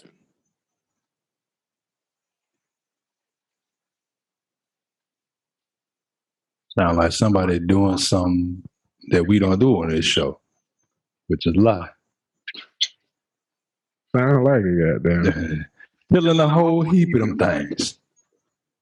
Man, I carried a whole section when you did. Talk to the people for a second. Real for the people. Where your heart at as you grill, man? Talk to the people about the recipe and that as you got it cooking. Why you got your vent all the way open? I'm going to do some secondary shots. Talk to the people about some shots. So, I appreciate y'all's patience with me. Smells amazing. I appreciate that, G. You know, hopefully they will season to perfection. Or as close as we can get to it. Give credit what credit due on that? You ain't season that. I didn't? No, I did that. I bet. Yeah. I give credit what credit due. I'm giving it to myself. That's what it is. Yeah, so the vent is open. It's like my dog told you. You got a full pop doggy. I don't see a half pop doggy. I don't see a quarter pop doggy. Why we at a full pop doggy? Right? Oh, we are at a quarter. We about to have a quarter pop doggy. How much of a pop doggy we at? It's about a third. About a third? Yeah. Hey, this one for the third. Can the people see the shit? What? Go ahead, show it to them. You show it to them, man. I'm cameraman. Oh, hold up. Oh, take a look at that beautiful beam footage. Oh, nice little sweat on them. So these natural creds are doing a fantastic job. So I keep the top on and about a third buddy on there. So they do get that sweat on them. And you want to, there's a vent on the side. I guess let's see. I thought I had a vent on the front or the side. Yeah, a vent on the front. And so the wind can come in It's sweeping across the briquettes, and it is keeping the fire going on, raising the level of heat in there, and then we open the vent on the top so it can breathe. And we don't want to smother our fire, so we want to keep that thing going. And because cooking is the application of heat. A great scholar once told me that, made it very simple for me. The scholar's name is C.O.D, DecaturboyMusic. And so cooking is mostly about the application of heat and understanding how you apply that heat and the fusion of flavor, textures, and a host of other factors. But I'm trying to sound like I'm smart. Look, man, I just been watching meat grill for fucking decades. And He is smart. That's why he feels silly to try to act like he is. This your bed. It's more full than it should. Yeah, It's yours, ain't it? yeah, that's me. It's more full than it should be. That's an asshole way to put it. Mine is.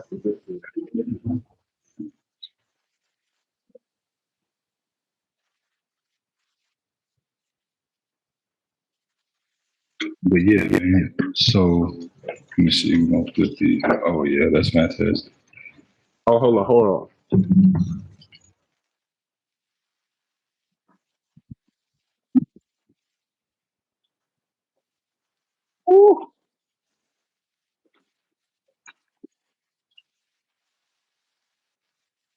For my ASMR community. Put the right down now.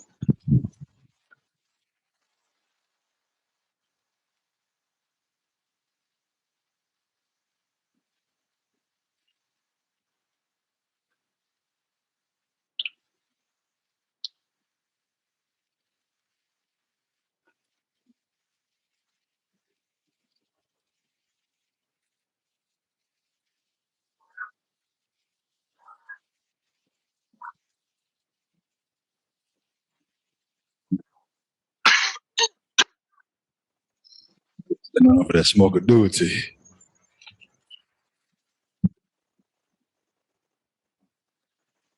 So yeah, I've been watching uncles, aunties. Shout out to my uncle Wayne. Shout out to my uncle Pill. Shout out to my aunt Chi Chi. Shout out to the whole committee. My pops. Happy Father's Day, Pop. I love you dearly.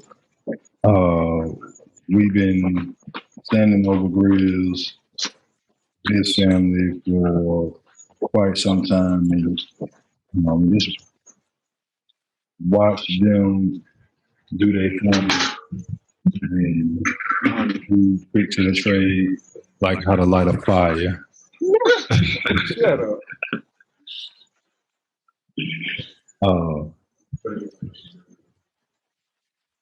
But yeah, what's on my heart, man? Honestly, the same thing is always on my heart, man. And that is fulfilling my purpose and helping other people fulfill theirs.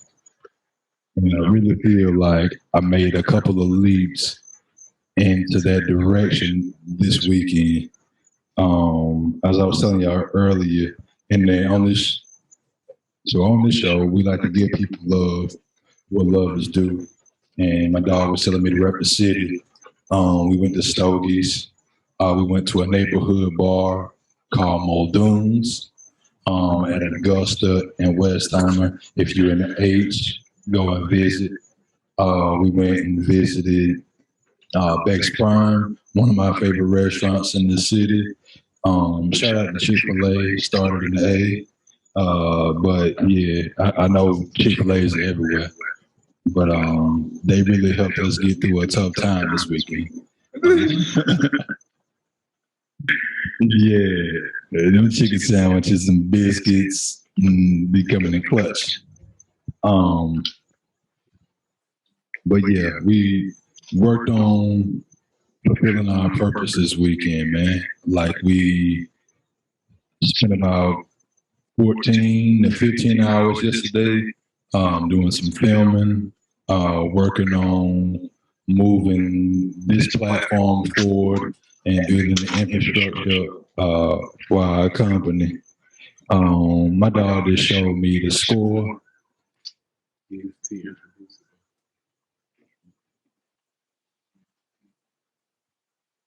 About to give you some time now. The Atlanta Hawks. This just in. The Atlanta Hawks just won Game 7 of the Eastern Conference semifinals and evicted the Philadelphia 76ers, which is with Joel Embiid and Ben Simmons, who told you to trust the process. And Tobias Harris. And Tobias Harris on a max contract. And Doc Rivers, who's supposedly a good coach, who told you Ty Lue was sitting on the bench right next to me. I don't see how it's going to be any different. You're going to be in Philly. That's what's going to be different. You're going to be talking for a different team, nigga. Atlanta Superhawks with the best villain in the NBA. Trae Young traded head straight up for Luka Doncic. Trae Young in his first playoffs in the motherfucking conference finals. Gang. Who only had 4 televised games this season. 4 nationally televised games this season. That young man took the Philadelphia 76ers has been in the process for years, and he taking them to the Eastern Conference Finals. Shouts out to Nate McMillan. Shouts out to the general manager ownership of the Atlanta Superhawks. Shout out to Trae Young Bull. Shout out to Clint Capella. Shout out to my man, is it John Collins? That's who it is. Yeah. My dog, Bogdanovich. They got a Bogdanovich? They got a bitch on that team somewhere. They do. They got a couple cats on that team with some choppers. They got a redhead, too. I don't know his name. I know he's up, about. Yeah. He solid player. But yeah, man.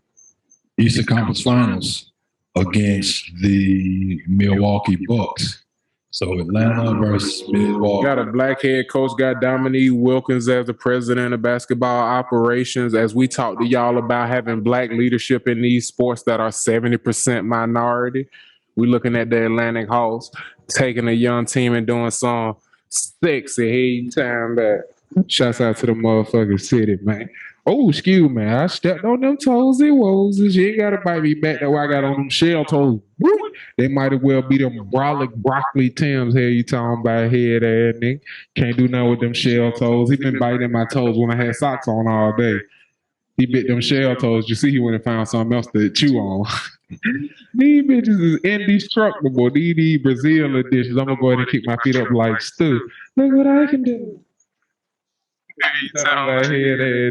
ahead and show that beautiful meat, man. That nigga P had me the mic. Can he be flex? And hold up, why did y'all?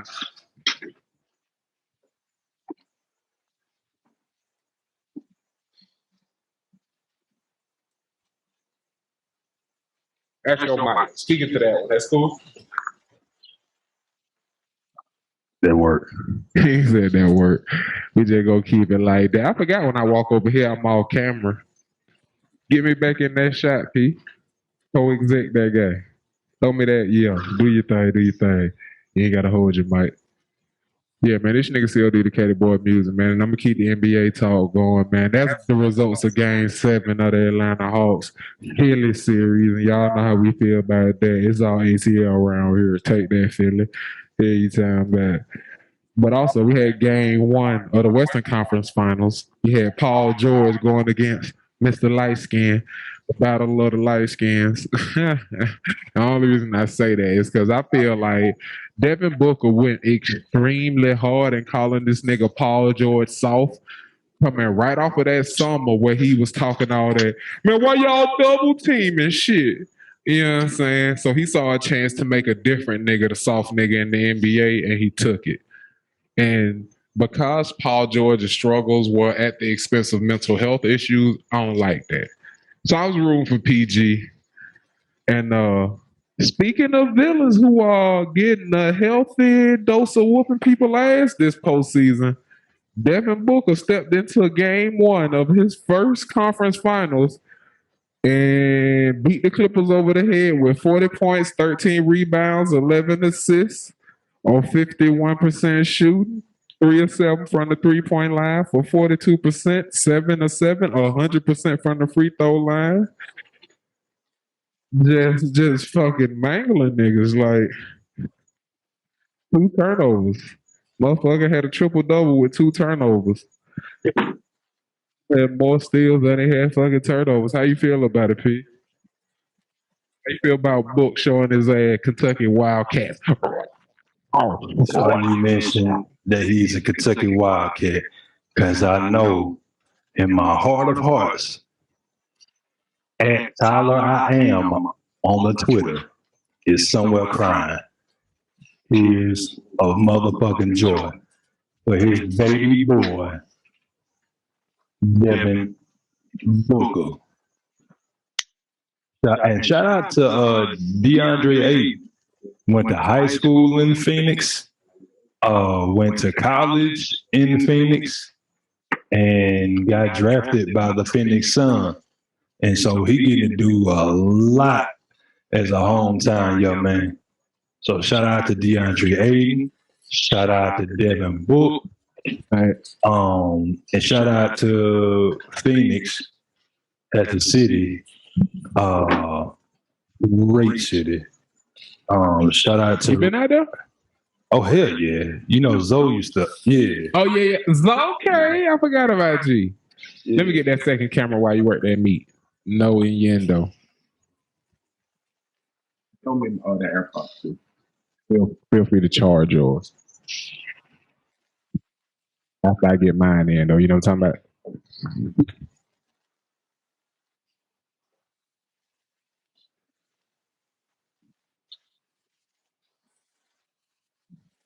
Yeah. You're good to go. So you can free yourself up. Make sure it don't get to 0. I can check the percentage though. Hold up. Yeah.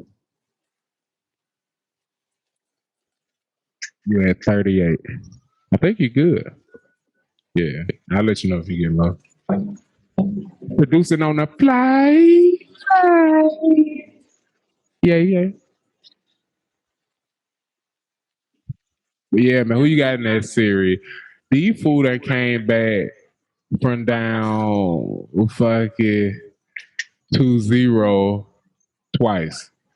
So I'm not willing to underestimate them at any point. How you feel? That is the LA Clippers, correct? Yeah, man. I believe in Tyler. Why missed that his first game, right? Who? Yeah, they missed. He missed game 1. DNP. Knee issues. I'm gonna say this, and I think it's gonna be bold. Say that. Clippers in 7. I don't believe in Chris Paul. Oh damn. I believe in D-Book. Don't believe in Chris Paul.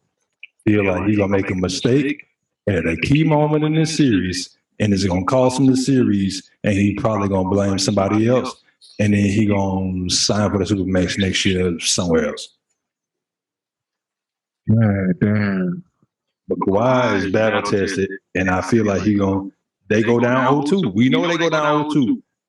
And Ty Lue is 8-1 in this playoffs after he go down 0-2. I don't believe in Chris Paul. They did beat them niggas in 6. Damn. That took a crazy game for Luka to get that 1. That nigga was ass the rest of the series. And people don't really believe in Paul George, but they gonna cut that boy loose, and then Kawhi gonna come. Paul George is the best player outside of Tim Duncan.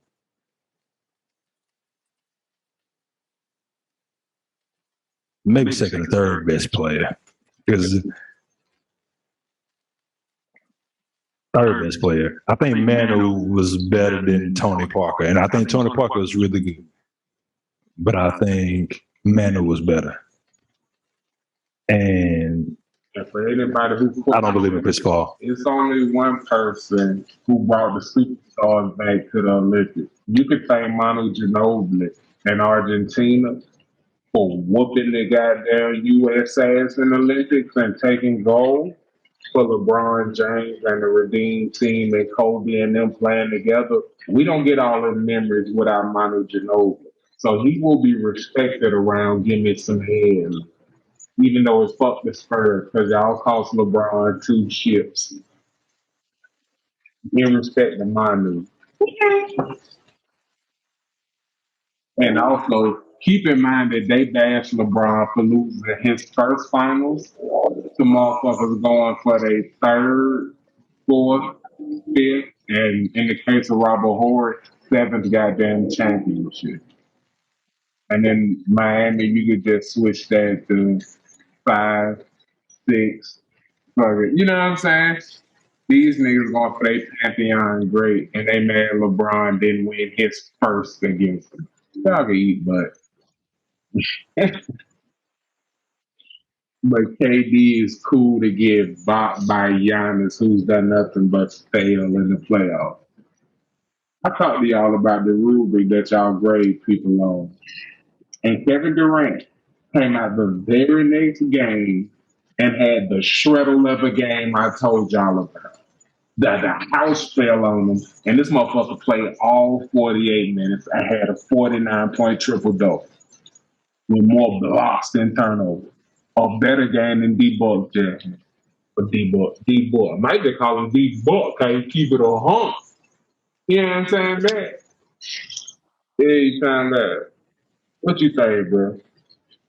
Why he getting skirted of the LeBron criticism after getting bought by Yanni and I want to make fun of his name, but since he won, under the people.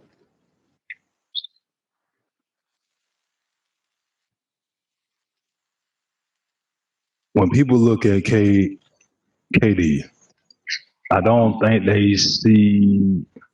People have a real problem with people calling themselves the GOAT, the king, people who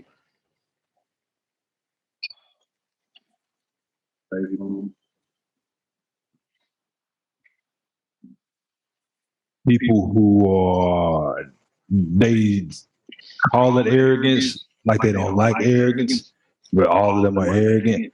People believe, like they really believe in Jordan. And I don't think they believe that KD challenges that legacy like LeBron does. And so I think you can get a lot more people who criticize LeBron more so than KD, because for most of his career, KD was the quiet kid. He just hooped. Like, he didn't talk. You didn't see him in a lot of commercials. Like, he was kind of like a Penny Hardaway when he came in the league. Like, they created Lil Penny because Penny, that wasn't his personality. Yeah. And Chris Rock be his personality. Exactly. Like, they needed, and he could still be himself, but you also had that person who was his spokesperson. And it was the big personality. KD kind of floated below the radar, and it wasn't until he went to Golden State that we gave him any play. And now I don't even know why he gets on the radar like he do. Like, it's baffling. Similar to LeBron, when he made the move that everybody hated, he got exactly what the fuck he wanted. I think that have a lot to do with it. They wanted him to fail and to come out of there and play through the calf industry and had the Achilles, the calf industry, the calf injury, and have the Achilles happen. He leave there untouchable. So they hate him even more. And I'm just a nigga who's saying he can't have that 49-point triple double and y'all don't criticize him in game 7 like y'all would LeBron. When he step on the fucking 3-point line and that's a 2-point game tying shot instead of a 3-point game winning shot, and then he airballed the one in overtime, don't even talk about the one from regulation. Talk about him missing the fucking game winner. Talk about him airballing it with everything on the line. Like y'all will LeBron. Yeah. Not having the killer instinct. Motherfucker shot a fucking dribble, spin, turn, fade away from the 3-point line for the game winner. What happened to that dribble, walk up, that crumble LeBron? Where the fuck was that? Why you doing all this spinning and reverse 3-point bullshit with them big Clyde Hopper feet stepping on the 3-point line? Against 6'7" PJ Tucker. Fucking PJ Tucker. The beast from Texas. Long arms. Yeah, you talking about. I mean, he went to UT too. Shouts out to KD. We love Texas. But criticize that nigga like you would LeBron. It only makes sense. Mischievous, man. The shit just crazy. People be on the nonsense. And I think they just need to keep it consistent, man. Keep that same image. It don't really make sense to have a player at his level continue to get evaluated like players who get talked about as the greatest to never win championships. He a fucking champion now. So talk about him like he's supposed to be a fucking champion at the end of every season. It's Warriors motherfucking godly. You feel what I'm saying? I hear what you're saying, and I believe that's how the discussion should go, but it's not. Like, they not gonna criticize anybody like they do LeBron until LeBron gone. And even when LeBron gone, now he can't play and defend his legacy. Now he's got to deal with it. Yeah, I don't know. I just really don't know. But we are here. Give me some headlines. Co-host, C.O.D. DecaturboyMusic, P. Henry Trotter IV, to put his ass on that same damn grade scale. Where you at, Katie? We need to see it. I need to see it. You choked. You choked. You had 48. Should have been 49 in the game winner. They blamed his shoe size, not his awareness of where he was on the court. Nigga ain't played in 2 years. Ain't had nothing to do but look at the 3-point line. And the nigga stepped on. What a goofus. You know what I'm saying?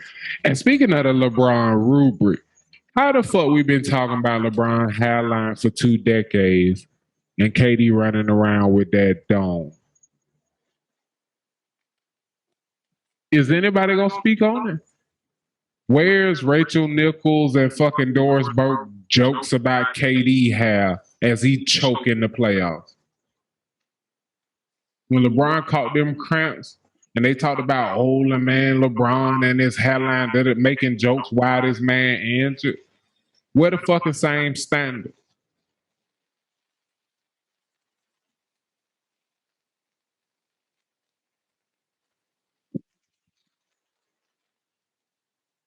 Nigga hair look like taco meat. Tell me I'm lying. You don't need to drive with that shit. That's why he's so good at hooping. You ain't He ain't got time for that bullshit. He ain't got time to lift weights. And in real life, can't nobody see that shit because he's 7 foot. Can't nobody see that top of that back noggin.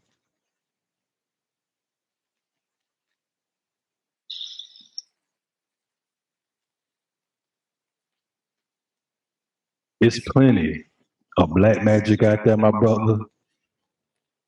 Plenty of wave caps.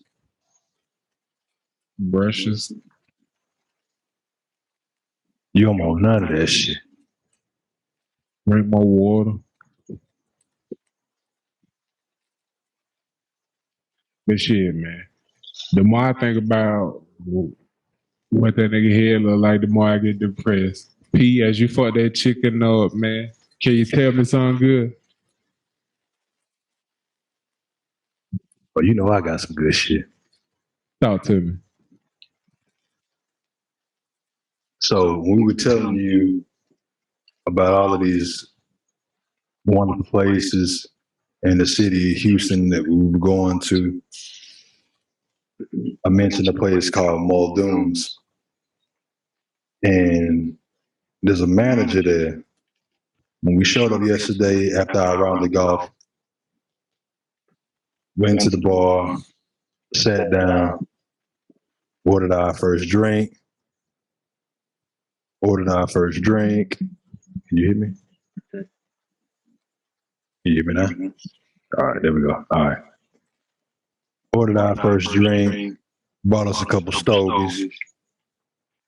And then the manager showed up to work. He was about 5 or 6 minutes late. How dare he? How dare he? And then he proceeded to sit with us for the majority of the next 2.5 to 3 hours and just giving us one alcohol for free. It wasn't free. Ain't no freebies over there. You go over there and get paid for what you get. But he just gave us incredible energy, man. And he talked to us about other places that we've been to where we felt a sense of community or we felt a sense of belonging. And he Googled those places and we talked about the alcohols that we had there that he doesn't have in his establishment. And he placed orders for those. He recently put one of my good friends' wines on his wine list. And he really cultivates an environment and an establishment that people will want to be in. If you come in there with that tomfoolery, he will send you home. He told us a story about when a man got too inebriated and he drove that man home and he was walking back to the bar to finish his shift and one of his patrons saw him, picked him up, dropped him off at the corner, and then he walked back to the bar about half a block and acted like he was completely out of breath to teach his bartender a lesson that she overserved the man. And that was the consequence for her overserving that man, is that her boss had to walk all the way back to the bar. Shout out to our dog, Louis Garcia, over at Muldoon's off of Augusta and Westheimer, for being a hell of a business owner and an even better human being, because you showed us so much love, and it's the same love you've been showing me for the 10 years I've been going to your establishment, G. So I appreciate you, man, and that's something good. It's the only place I've ever been to in real life that felt like the TV show Cheers. We got there right after the round of golf and just sunk into them seats and planted ourselves there. And I watched another 20 people cycle in and out of. And it wasn't one person that walked in the door that didn't get a smile and hello from every person who worked there. Every person who worked there came and checked on them individually to see if they were okay and knew what the fuck their drink was. another vodka soda, another old fashioned, another Bud Light, whatever. Even the simple shit, they knew what it was. You know what I'm saying? And knew their damn names. We came back the next day. We came back today, and they remember the drinks we had the day before. Sometimes you wanna where everybody knows your name. And today, a dude came in. He walked up to the door, bro. They had his 4 cigars sitting there waiting on him on the bar and his drink. And one of the waitresses, servers, waitress, I don't know the correct term. Bartender.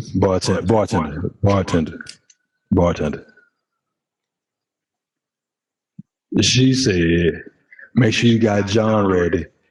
And the other bartender said, oh, he good. He right there. His stuff is on the counter. She's like, cool.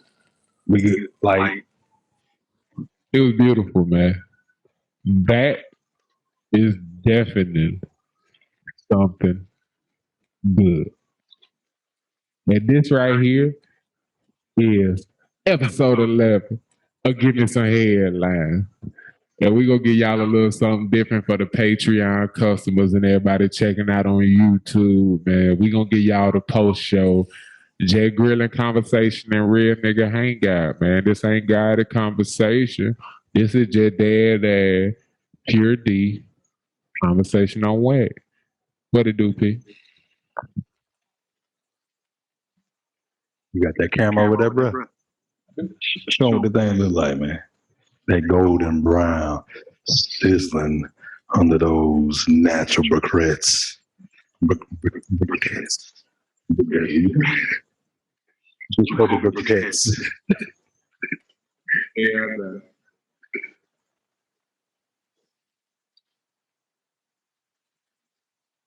And smoking my damn nose, and it is making my shit run. I don't want to wipe it with my shirt like a kindergartner, but it might have to happen. Not the serious media shirt, man. Shouts out to Holy Moly Donut Shop. I had to let the people know again what type of shirt he had on, so he couldn't do it. And if you notice, when I talk to y'all about only using what you need, that meat has been slow cooking on there and cooking through to the core.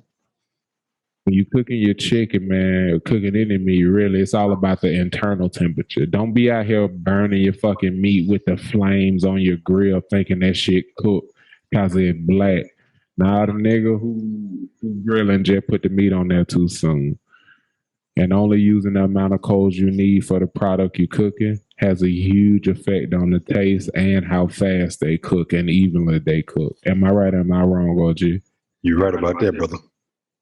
Yeah, that's the little shit I was talking to him about when you did that. You'll see that when you watch it. That shit get crazy when you get gone, man. Make some guesses as to what I talked about.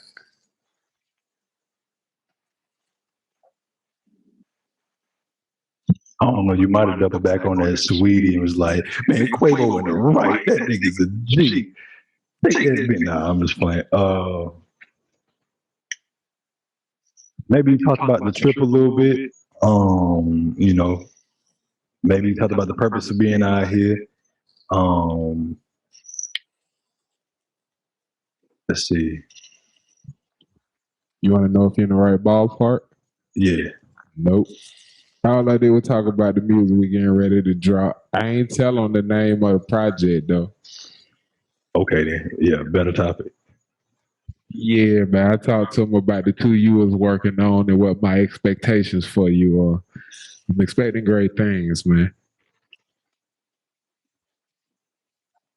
Hopefully I provide. Nah, we got this shit, man. The dedication to it is like I really believe y'all see the vision and y'all rock with it because it's meant for your entertainment and your enjoyment. And me personally, my evolution as a person and as an artist, and to prove to myself that I am myself, if that makes any sense. But yeah, I'm really looking forward to it, G. Like I'm looking forward to the continued growth of like the spillage of the pen. Hold on, let me hit this motion. Put that thing in motion. The growth of the pen. Showing love to my home zip code, my home area code, my hometown, my family, the communities I've lived in, the 5 or 6 states I've lived in now. The international borders I've crossed thus far, bringing the world community together to enjoy art, specifically music, camaraderie. And we're going to bring this right here, like we're going to bring these conversations to the music. We're going to bring food to the music. We're going to bring beverage to the music. Yeah, we're going to blend a whole lot of different medias together. Get you to the music, at least I am. Yeah, I'm doing it for the niggas. I'm single and ready to mingle. Huh? So I'm bringing relationships. I'm doing it for the niggas in relationships. But my homeboy say, yeah, the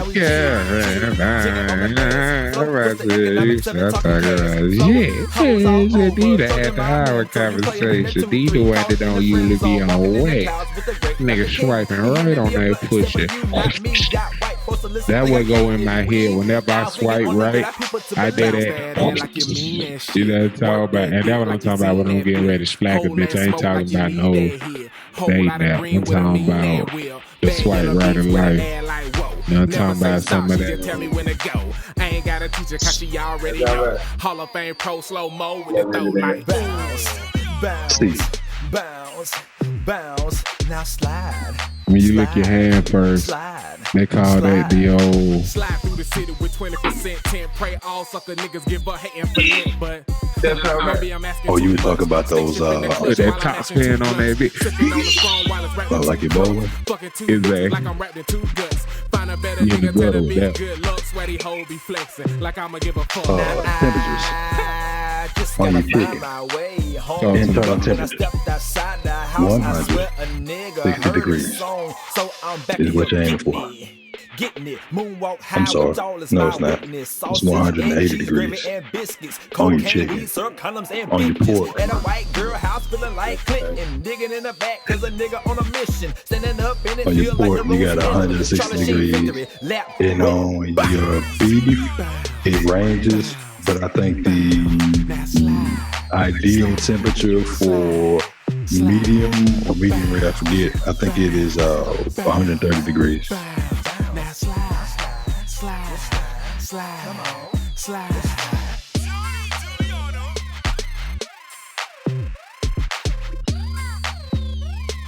Let me smoke for a little while.